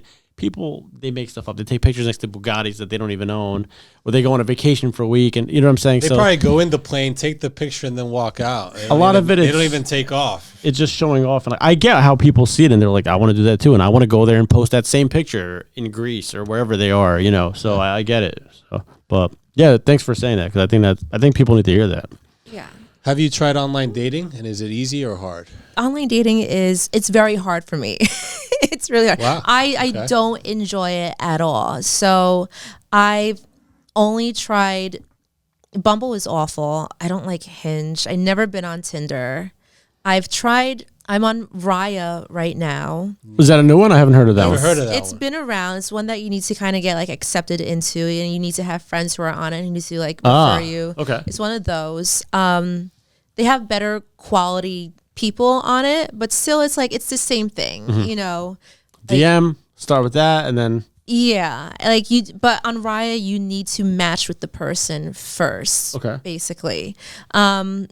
But I honestly, I'm old school. I'd rather meet people when I'm out. I'd rather meet people at the gym. I'd rather meet people at an event. Mm-hmm. Yeah.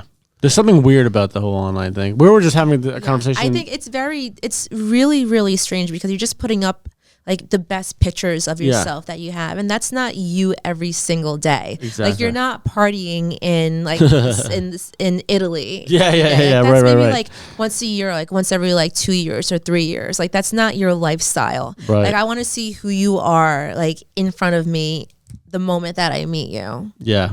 There's a lot of catfishing too. People put on like facades and like what kind of lifestyle they live, and a lot of fake out there, and that's the problem with social media, online dating. It's just so much fake. So traditional is always better. I'm a traditional girl. Yeah, it's good. Yeah, I think meeting in person.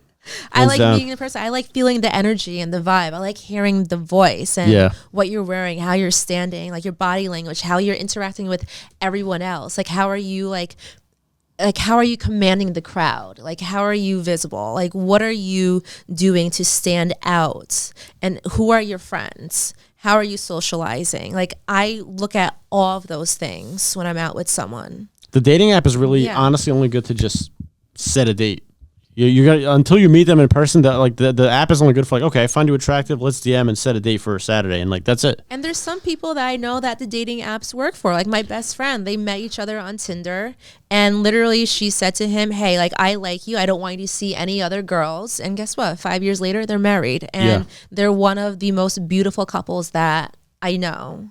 I went to a wedding. Honestly, I look up to them to like have a marriage just like them. And look, they found each other. I think it was like maybe it was Hinge or Tinder, but it was one of the dating apps, and they love each other to death. It happens. I went to a wedding where they met on like Tinder. Yeah, it does happen. People meet their spouses on it. So yeah, never. You can never say never on it. Yeah, that's so for sure. I can't totally hate on it, but it just doesn't work for me. It doesn't work for you. So, what's your message out there to the men that have nerves, that aren't really sure whether to go up to a woman to ask her out, that they're afraid of the big NO, the rejection? What do you tell those guys out there that could potentially have a chance to date you?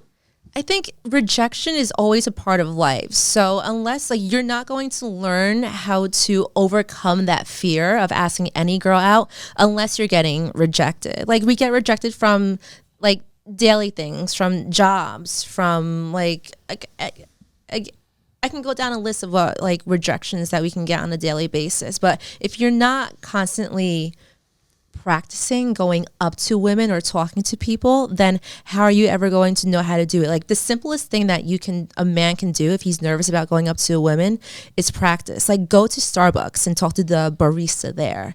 Talk to the woman who's checking out your groceries. Talk to the woman at the subway station. Just talk to anyone. Just say a random thing to them. And that's how you can get your practice on how to start a conversation with a woman. Yeah. I think that's a good point. I think practice, it really helps. You have to fall flat on your face sometimes to really understand, okay, this is where it went wrong.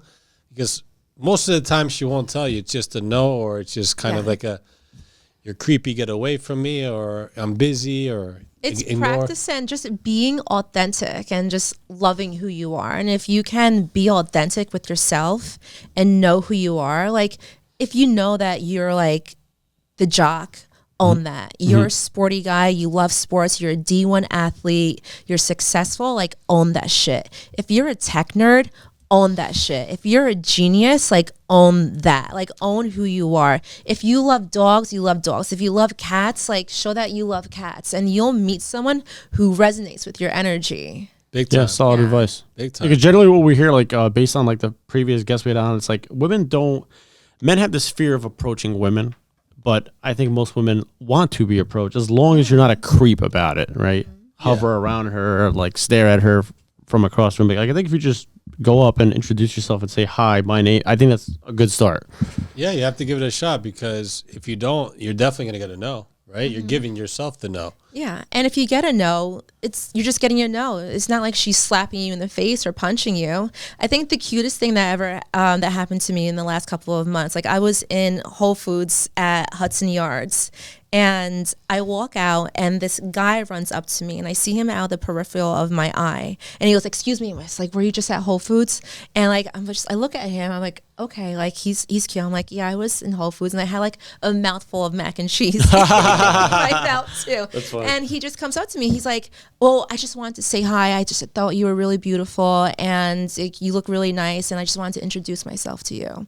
And I could have said no, but I stood there. I was like, this guy has some balls to do that. So I just, and that's what I respect. I respect courage, because that's what makes a man. That's it. Yeah. You guys have Because if you have courage to go up to a woman and just speak to her, just like, and chase her out of the Whole Foods, then that just shows that you're a brave guy. That's it. Yeah, it just shows so many qualities about you that you don't even need to say that you have. That right there shows so much. That's it. It's assertive too, right? Yeah. It's assertive. Yeah. Assertive. It's taking charge. It's pursuing a woman. Exactly. Yeah. As you said, men have to have as we say in Spanish, the cojones, the balls, to go up and try and see if it could work. And by what you said, it almost did. So it's awesome. And I know I can be a little intimidating to some guys. I've been told that before. I mean, I don't know what makes me intimidating. Like, I'm a nice person, I'm approachable, but I love it when a guy comes up to me just like, "Oh, hi, I thought you're beautiful. My name is blah, blah, blah. And sometimes it can go to a day, and sometimes they go, oh, nice to meet you. I'm Amy. Thank you for the compliment. I have to go. I'm so sorry. Right. Yeah. Right, yeah. But I am always like appreciative of it. Yeah. It's awesome. That's good. I mean, yeah, a lot of guys don't even get the time of day. So at least for that to happen, that's Yeah. a plus. So that, you know, it's the guys out there, give it a shot. You never know. Just like anything else in life. Any girl likes to be called beautiful, but Yeah. just don't go to be like, oh, you're so hot. Yeah, Yeah. yeah. Or make like a That's strange. But if you go up to her very politely, very gently, women also like gentle men.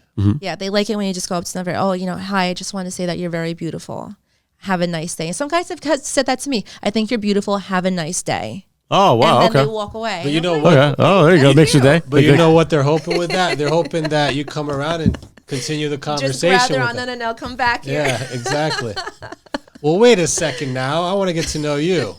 That's what the guy hopes for, because there's a lot of guys that kind of want to throw it out there and see what happens, and Yeah. you know, don't want to be too much, and they want to see, is she going to say something back to me?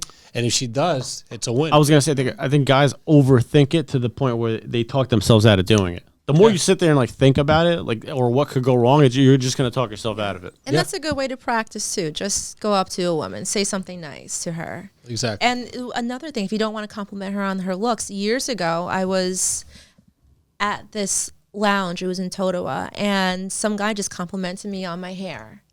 And every woman loves that because it's not just looks, but like we put a lot into Of effort, our yeah, hair. salon and So stuff. when a guy says, "Oh, you have beautiful hair," I was all about it. Yeah, that's cool. For guys, it's advice. a quick cut. Yeah. Make sure, you know, everything else is, you know, pretty basic. But for women, you have to put a lot of detail in your makeup, hair, eyebrows, you know, your Yeah. cheeks, Yeah. everything, nails. So I see what you mean by that. And how about as far as your younger self? What advice would you give your younger self? Oh, that's a good one. I mean, there's so many phases that I had, but probably when I was hurt the most in my mid-20s, when I was going through that relationship and I really didn't feel loved. I didn't feel nurtured. I was very, very emotionally abused in that relationship and mentally abused. My advice to Amy at probably like 28, 29 would be, oh God, this is hard. What would I have said to myself? Some good questions here. Yeah, because that was a really, really tough period for me where like I was afraid to leave because even though I was just starting the business, it really wasn't going. So if I did leave, I would have had like absolutely nothing. Yeah, you wouldn't. Did a be- part of Yeah. you? Did Where you you have like an urge to leave? Oh yeah. Like yeah. your voice was telling you like leave. I wanted the urge to leave because I wasn't happy in the relationship. I wasn't feeling good in that relationship at all.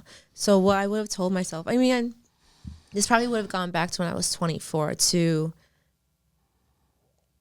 have your own career and don't depend on a man at such an early age.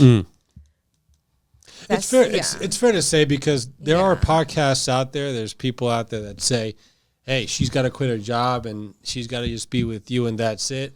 And I'll be the first to admit, one of the first to admit that women should have something going for themselves as a just in case situation doesn't work out with the guy. So it makes sense. Yeah. I agree. Yeah, I think I would have told myself because I was told like very hurtful things by him on a daily basis. Like I think kind of just to keep me lower than him.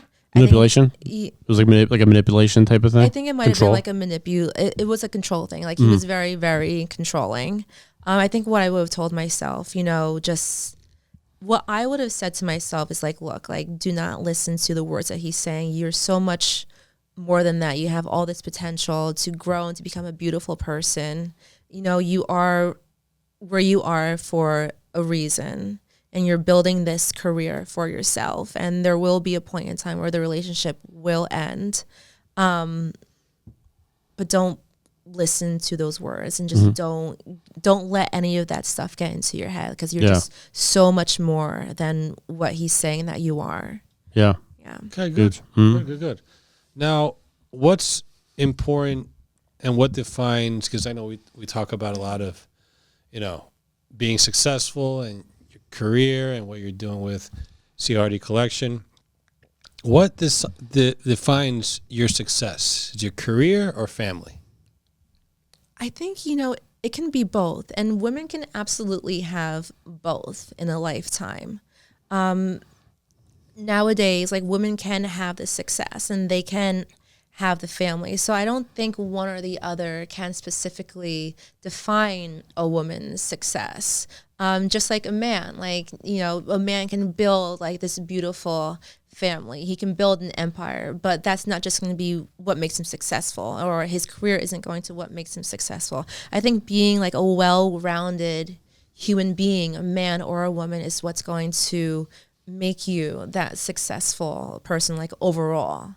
Okay, that's fair, because I know sometimes nowadays it's a lot of women saying, okay, well, my career, I need to be an independent woman, I need to be a boss babe, I want to be one of the best, but at the same time, it's like, where's the family aspect? You know what? And I think women nowadays, and it's so hard to build a family, especially with the economy that we have now, where like women need to, for me, for example, like I'm not going to be ready to be a mother maybe for the next couple of years, because I am building my business and I want to have that foundation laid out, and I want to go through these things. So like when I do have children, that I can be a good mother and I can show them what I have done and what I have overcome. So that's my take on it, where like I can go through these like difficult times in business where like maybe the business isn't doing so well, and then it picks up a month later and then it goes down, because that's the whole path as an entrepreneur. Like you're going to have your ups and then you're going to have your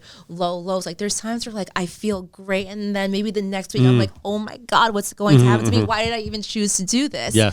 And in order to have, like, when you have that builds so much character, rather than just having a job where it's just like a flat line constantly and you're always making the same salary and you're not really like having those traumatic like up and down experiences. So building that character also, I think, is going to build a good, like, stable family life and give your children values and morals, and you can teach them more things because you've been through all of that. Like you've been through like traumatic experiences, so you kind of know how to like teach your daughter or your son how to get through those specific times. I think a lot of people are prolonging that like having kids thing, because you have to be financially secure and be ready for, because once you have a kid, your life's going to be different forever. And not even financially secure, like emotionally secure too. There are so many people. I mean, growing up, especially the families that are your like European families. Let's talk about that. Like we, especially my mother, like we come from an Italian background. So, and she's an immigrant here. And back then, like, there was like no emotion. You're not allowed to cry. Like, what's wrong? Just get it done. Like, what's wrong with you? Yeah. It was that. But like now in our generation, we are more honed in on our feelings and why we are feeling a certain way, and like and expressing those things. Yeah. Yeah, that's a good point. And, you know, you have to, I guess, mix it up. It makes sense. To build a healthy family, you need to be like financially, emotionally, and just intellectually stable. Yeah, you have to be ready. You don't want to get into something. It's a big move, you know. It's a life-changing event. Yeah, that you're not ready with. I know there's a lot of people out there that, of course, you know, we are getting older and older, but people aren't rushing into anything, and there is no need to rush nowadays. It's not uncommon. People are having kids in their 40s. Yeah, we have all the technology to, you know, have kids until like I don't want to be a mother when I'm 50. Yeah, I just want to relax. And that's the other side of it too. And that's the other side of it too, is like we don't want to be like raising kids at 60 also. For women, it's not really the healthiest. But if you can, but now we do have the technology where you can have a healthy baby at an older age, and it is possible. If you do want to do that, you do have the choice. Yeah. Okay. But look, like I'll be a young 50-year-old, so you know, maybe, you know, God will bless me with a child at that age. Yeah. And, you know, I'll be a great mother. That's it. All the blessings to you. Look, it's good we didn't squeeze out kids when we were 25 or something like that, because you know what I'm saying? No. It's not the that would era been for really, that. Yeah. Yeah, you have to be ready. Have to be ready. We went a little over an hour and a half, I think. Should we get into... Let's get into the rapid fire. You had some questions actually before the rapid fire. You had some questions that you wanted to... 3 questions. Let me bring those up. So far, a good conversation. I think we've, you know, touched on a lot tonight, and great episode. Yeah, that went really well. Yeah, it's fun, right? Once we start talking, it's I think this is a very important thing that we do. We appreciate all our guests that always come on. And tonight we're actually going to end with a 13 question rapid fire. But before we do so, I'm excited for those. Yeah, that's a little new twist. Thanks to that was your idea. Props to you for that one. I like that idea. You brought up, so we'll throw it out and take it as a challenge. But you have some questions for us or some last thoughts for the show. So what do you have for us tonight? So one thing that I did hear in your previous podcast is that you did mention how women in their 30s that if they haven't procreated or been married or been engaged, that they're seen as damaged. How do you feel about men in their 30s who are in the same situation?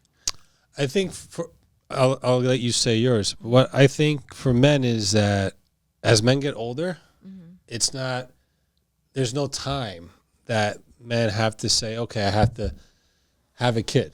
I have to, start a family. They can do that, at 45, 50, 55, 60. So there's still time. For women, I know minutes ago you mentioned that there's technology out there that women can have kids and there's in their 40s and 50s, but it's not as healthy as being able to do so I would say their 20s. 21 to 24 for women are their prime. Obviously, for most, it's not realistic because, not all women are that age anymore. And the ones that are that age right now are likely not having kids. But that's the healthiest based on research and stats. Those are the healthiest times for women to have kids. That's why we say as women get older, I guess maybe the words damage came out. So I would say, that's the reason why we said that. But here's my take on it. I don't think it's necessarily the woman's age, right? I know women that are 35 that are good looking and thriving and they're healthy and they could probably go until they're 50 and they're going to do just fine. I also know women that used to be attractive in their 20s. They got into drinking, they got into Adderall, they slept around, their whole phase went on a little too long, and now they're in their 30s and they're in shambles. Their life is messed up. They're just they're not attractive anymore. Mentally, you could tell they're different.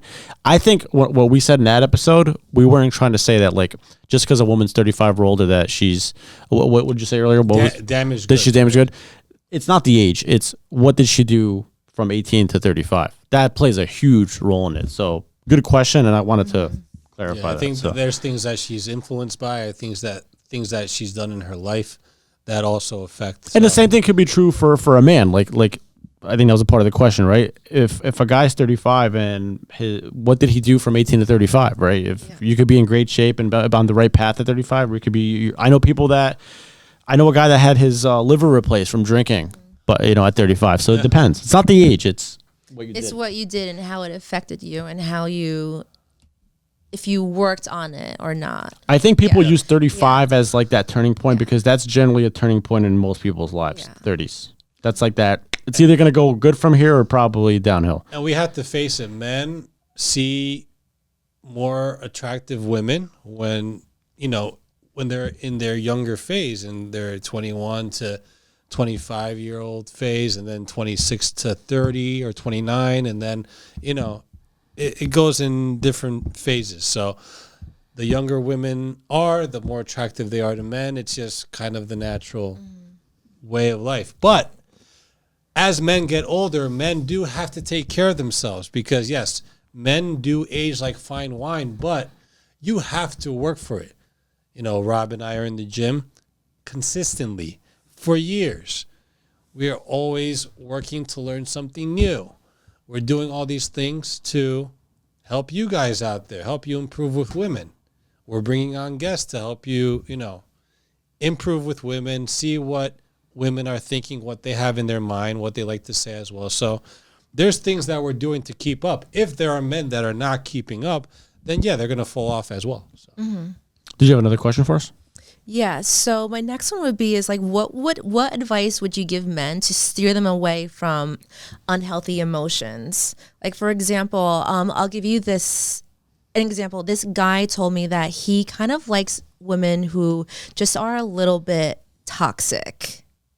Yeah. And And you're saying you don't want men to have that mentality that they're into toxic women? yeah, like what can you like, for instance, like some guys they like unhealthy emotions. Like they like a girl who's like a little bit crazy. But what can you do to steer away men from that to wanting like a more of like a healthy relationship? Because if like someone is crazy, toxic, constantly like jealous, that's going to drive you crazy. So what advice would you give women? Like what advice would you give men to like focus more on having like like an overall healthy relationship? Like what are the green flags that you think should be thrown out? You want to take this one first? I've experienced this, so I think I can answer this. Anytime, because I'm guilty of that. I've had situations where I stuck around with women because they were physically attractive, but they were nut jobs.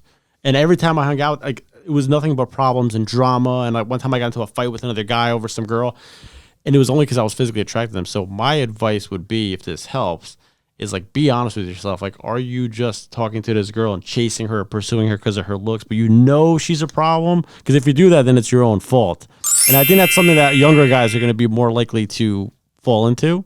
And I think you have to be real with yourself. Like, do you really like this? Do you really like this girl and see her being a good person and adding to your life, or you just with her because she's hot? And That's what it was a down to. younger guy who told me that, and I was like, I can be very toxic, honey, but I will destroy your life if we go down that rabbit hole. And then there's the aspect of like, And I don't want to be toxic anymore. Of course, like of course.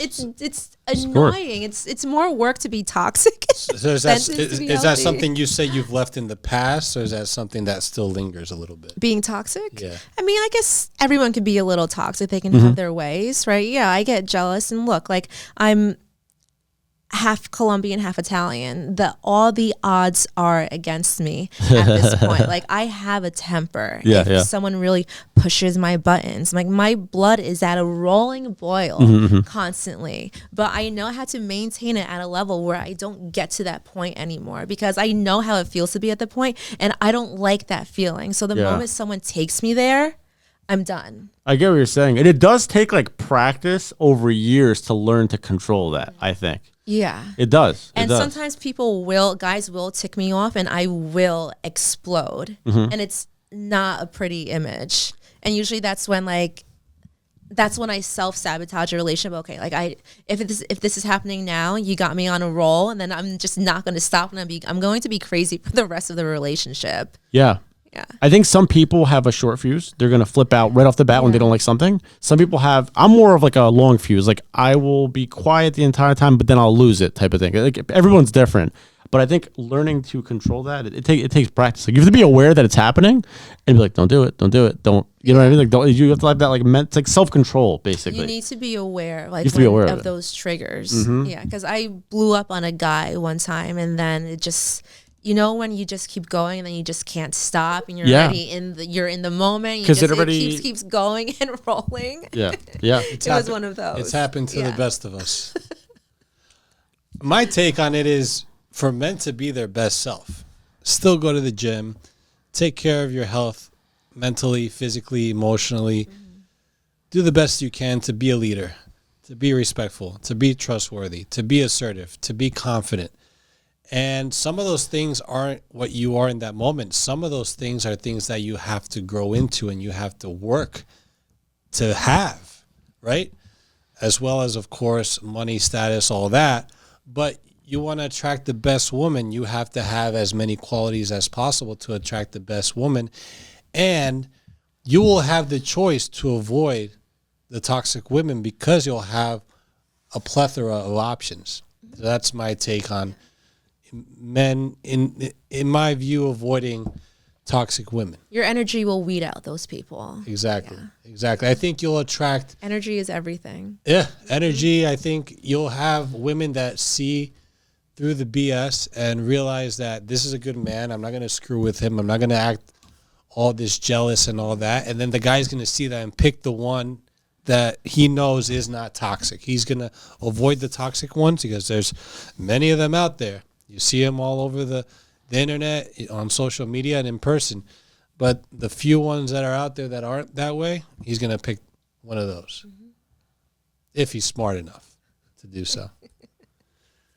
And you had a third question for us, or was that No, I think those 2 questions are good. okay? I think every guy secretly likes a little toxicity, but it's got to be I think Yeah. just a little spice. I think a little, because I am like, I can get a little spicy. Little spicy, that's it. Yeah, Spice it it up. keeps things interesting. I keep guys on their toes. No you know? hitting, throwing objects or weapons, things like that. That's when the You can Yeah. be, like, Yeah, that's throw yeah. it. Chancleta? Chancleta? oh, the chancleta. That's okay. That's okay. Is that a, But no There's knife. some things I'll chuck across the room. is that the Colombian Really? in you? Yeah, throwing like the chancleta. like a glass. Oh. See, that's- I'm guilty of that. I'm guilty. The only We thing- all are. The only thing is that might be one thing you might want to leave behind, because for me, again, domestic violence is something that's off the charts in the country, and I'm sure in the world too. And those are things that are no tolerance for me. So I'm sure they are for you as well. Not to put words in your mouth, but Oh, well, I'm not throwing a glass at him. I'm just throwing it at the wall. all right. Just That's fine then. smashing No, plates. that's fine, you that's know. fine. Maybe I'll just rip up a suit or something. Oh. I mean, Moly. I'm not going to sit here and say that's fine, but I mean, if it's you know, But I will never physically hurt anyone. Yeah, Look, as long as the cops don't get called or nobody gets hurt, it's all fun and games. as long as you're not hurting each other physically, I think that's that right there. When somebody puts a hand on somebody, it's done like that, because you never know what could be next.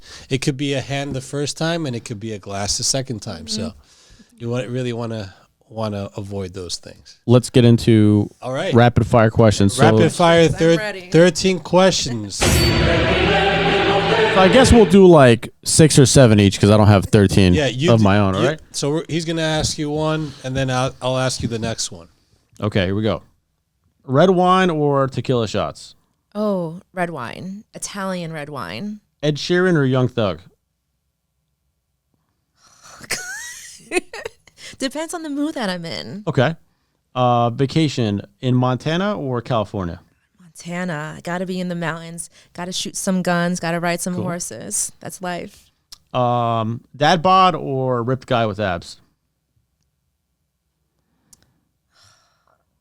I mean, like, I like a cute dad bod. Stop the cap. A man in a suit or a man in gray sweatpants? Oh, a man in a suit. Yeah. Stop the cap. And last one, first date, dinner or drinks? Dinner drinks or dinner? Dinner or drinks? Dinner. All right. So that was, would you have 7 there? I think so, yeah. All right. So I'll go. We got 6 more. We'll keep it at 13. So walk in the park or fancy dinner? Fancy dinner. I'm not a dog. Okay. Okay. Movies or beach? Beach. Yeah. I'm a beach Let's guy. get some sun. Yeah. Get the sunlight, right? Uh-huh. Sneakers or heels? Both, and it depends on the situation. If I want to be in one for the rest of my life, I mean, I like comfort, but I like dressing up. Well, what's your... Gotta choose one. Gotta pick one. It can't be both. You get fancy sneakers, too. Well, you know, we're in the city and we have to run at a moment's notice sometimes, so sneakers. Okay. All right. The next one. Long-term relationship or short-term relationship? Long term. Yeah, Long-term. long term love. Yeah. You were in a 9-year relationship, so I can see that. Next one is money or love? So I've been in a relationship where there was a lot of money and there was no love. And I've been in like situationships where I just like completely love the person. So money will only take you so far in a relationship, but love will take you longer. Love is what's going to make the relationship last. So You would say love? I would say love. Okay. And last one, number 13, to spice it up a little bit. Only Netflix or sex?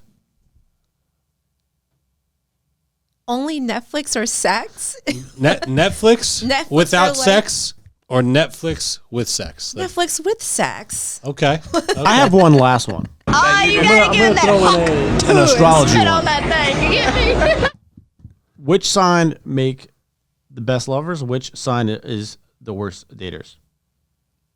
I'm a girl who doesn't believe in that astrology bullshit. Oh, so that's kind of Yes. rare. I thought There all we women go. were into that. I thought No, you don't have a sign that you're like, he's a. absolutely not. He's an I asparagus, think I would- that's all trash. That's the like, greatest. what is that? That's the greatest thing didn't I've expect heard. Wait, oh, God. That's the greatest thing I've heard, because most of the time women are like, well, he's a Virgo, so I wouldn't date him because That is so pathetic. That's good to hear, That is the because- most pathetic thing I've like. When Yeah. girls start talking about astrology, I'm like, honey. Or Like- I'm Aquarius. I need to find myself because I'm free spirit. Yeah. So I was like, well, I'm a wasn't Leo, expecting and that I'm answer. going to eat you alive. Okay, how about that? that's what I'm saying. My dad's a Leo, and he's the softest, kindest guy ever. So You know, actually, like ours, just to give you an example, like I'm a Scorpio, you're a Virgo. We're like on the bottom of the list because I've seen the astrology, you know, which no ones are idea. compatible, whatever, and we're supposedly like on the dead bottom of the list. So, but interesting answer. I wasn't expecting I that. have no idea. Like, I know nothing about Good. astrology. well, good thing I Yeah. don't believe in that shit. So they could put me under the bottom of the list. I wouldn't give a damn. But awesome. Any last thoughts you have in mind? Yeah, I think, in dating, like, you should just be authentic with yourself. Like, be who you are and really own it. Work on yourself. Like, everyone needs to work on themselves. Like, no one is perfect in this world. And, own who you are. And if you're single, go out by yourself. Like, go to a restaurant, take yourself out. Learn a new hobby, learn a new trade, travel by yourself, meet new people. And that's really how you're going to learn, like, how to date, how to have interesting conversations with people. So just, like, guys, and women, like, get out there and just learn more about yourself and love yourself too. You need to have self-love. And it's just such an old saying, but it's so true. If you don't love yourself, no one else is going to love you. But honestly, it can't be more truer than it is. It is I true. can say that. Yeah, and authenticity is just so it's really the key to having a meaningful relationship. Like, you need to be authentic with yourself. Those are powerful words, because as much as people say it's corny that, hey, if you don't love yourself, you can't love anybody else. It's true. 100% true. Yeah. It's very true. Yeah. So Love yourself, take care of yourself. Don't drink too much alcohol. Alcohol is what's going to age you. It's going to give you those wrinkles. Girls, you don't need Botox, you need water. Okay. that's it. Water. Don't overdo it with those surgeries too, because some of them are like out of control. Oh my gosh. So you gotta really Yeah, tone it down. chill out ladies. with the filler and the duck lips. 100%. Natural is better, and natural is what men like. So awesome. We appreciate you being on the show. It's very great to have. Thank you. I had so much fun. Yeah. It was a today. great time. Thank you for coming on. Thank you for opening up about all that stuff. Because honestly, like you said some really cool, powerful stuff today, and and I really want the women out there who are in the situation that I used to be in, who's in a toxic relationship. They have no one to talk to. They are fearful of leaving their man. Please DM me. Like, I am here for you because I had no one to talk to. Where can they find you at? You can find me at Ciardi Collection on Instagram. We'll put it in the show notes. We'll put it in the description below. Yep. Yeah. And Anywhere else they want people can find you at? The ladies can find you at? I'm on TikTok, but I really don't have like a platform on there, but mainly Instagram. Instagram is where the show is at. So find me on Instagram, DM me. I'm here for girl chat, for jewelry talk. If guys need advice on finding the perfect piece for a girl, you want to look at diamonds, I got you. That's it. Amy with Ciardi Collection. Anywhere else? Any websites for the jewelry, for the business? You can always find everything on ciardicollection.com. Awesome. Go check that out. Thanks for coming on. We really appreciate you being here. Guys, don't you. forget to make sure you subscribe to the channel on YouTube. We're bringing you some of the best guests right from Manhattan, one of the best cities, if not the best city in the world, New York City. Subscribe to the channel on the podcast, guys, on YouTube. Make sure you follow us on Instagram, TikTok, and Rumble, the podcast guys _ and the podcast guys 5 on X. And if you aren't able to watch us at work, you can listen to us on Spotify. We're now on Spotify as of last week, so we'll be uploading all our episodes there moving forward. Thanks, guys, for watching, and we'll see you next time. Peace.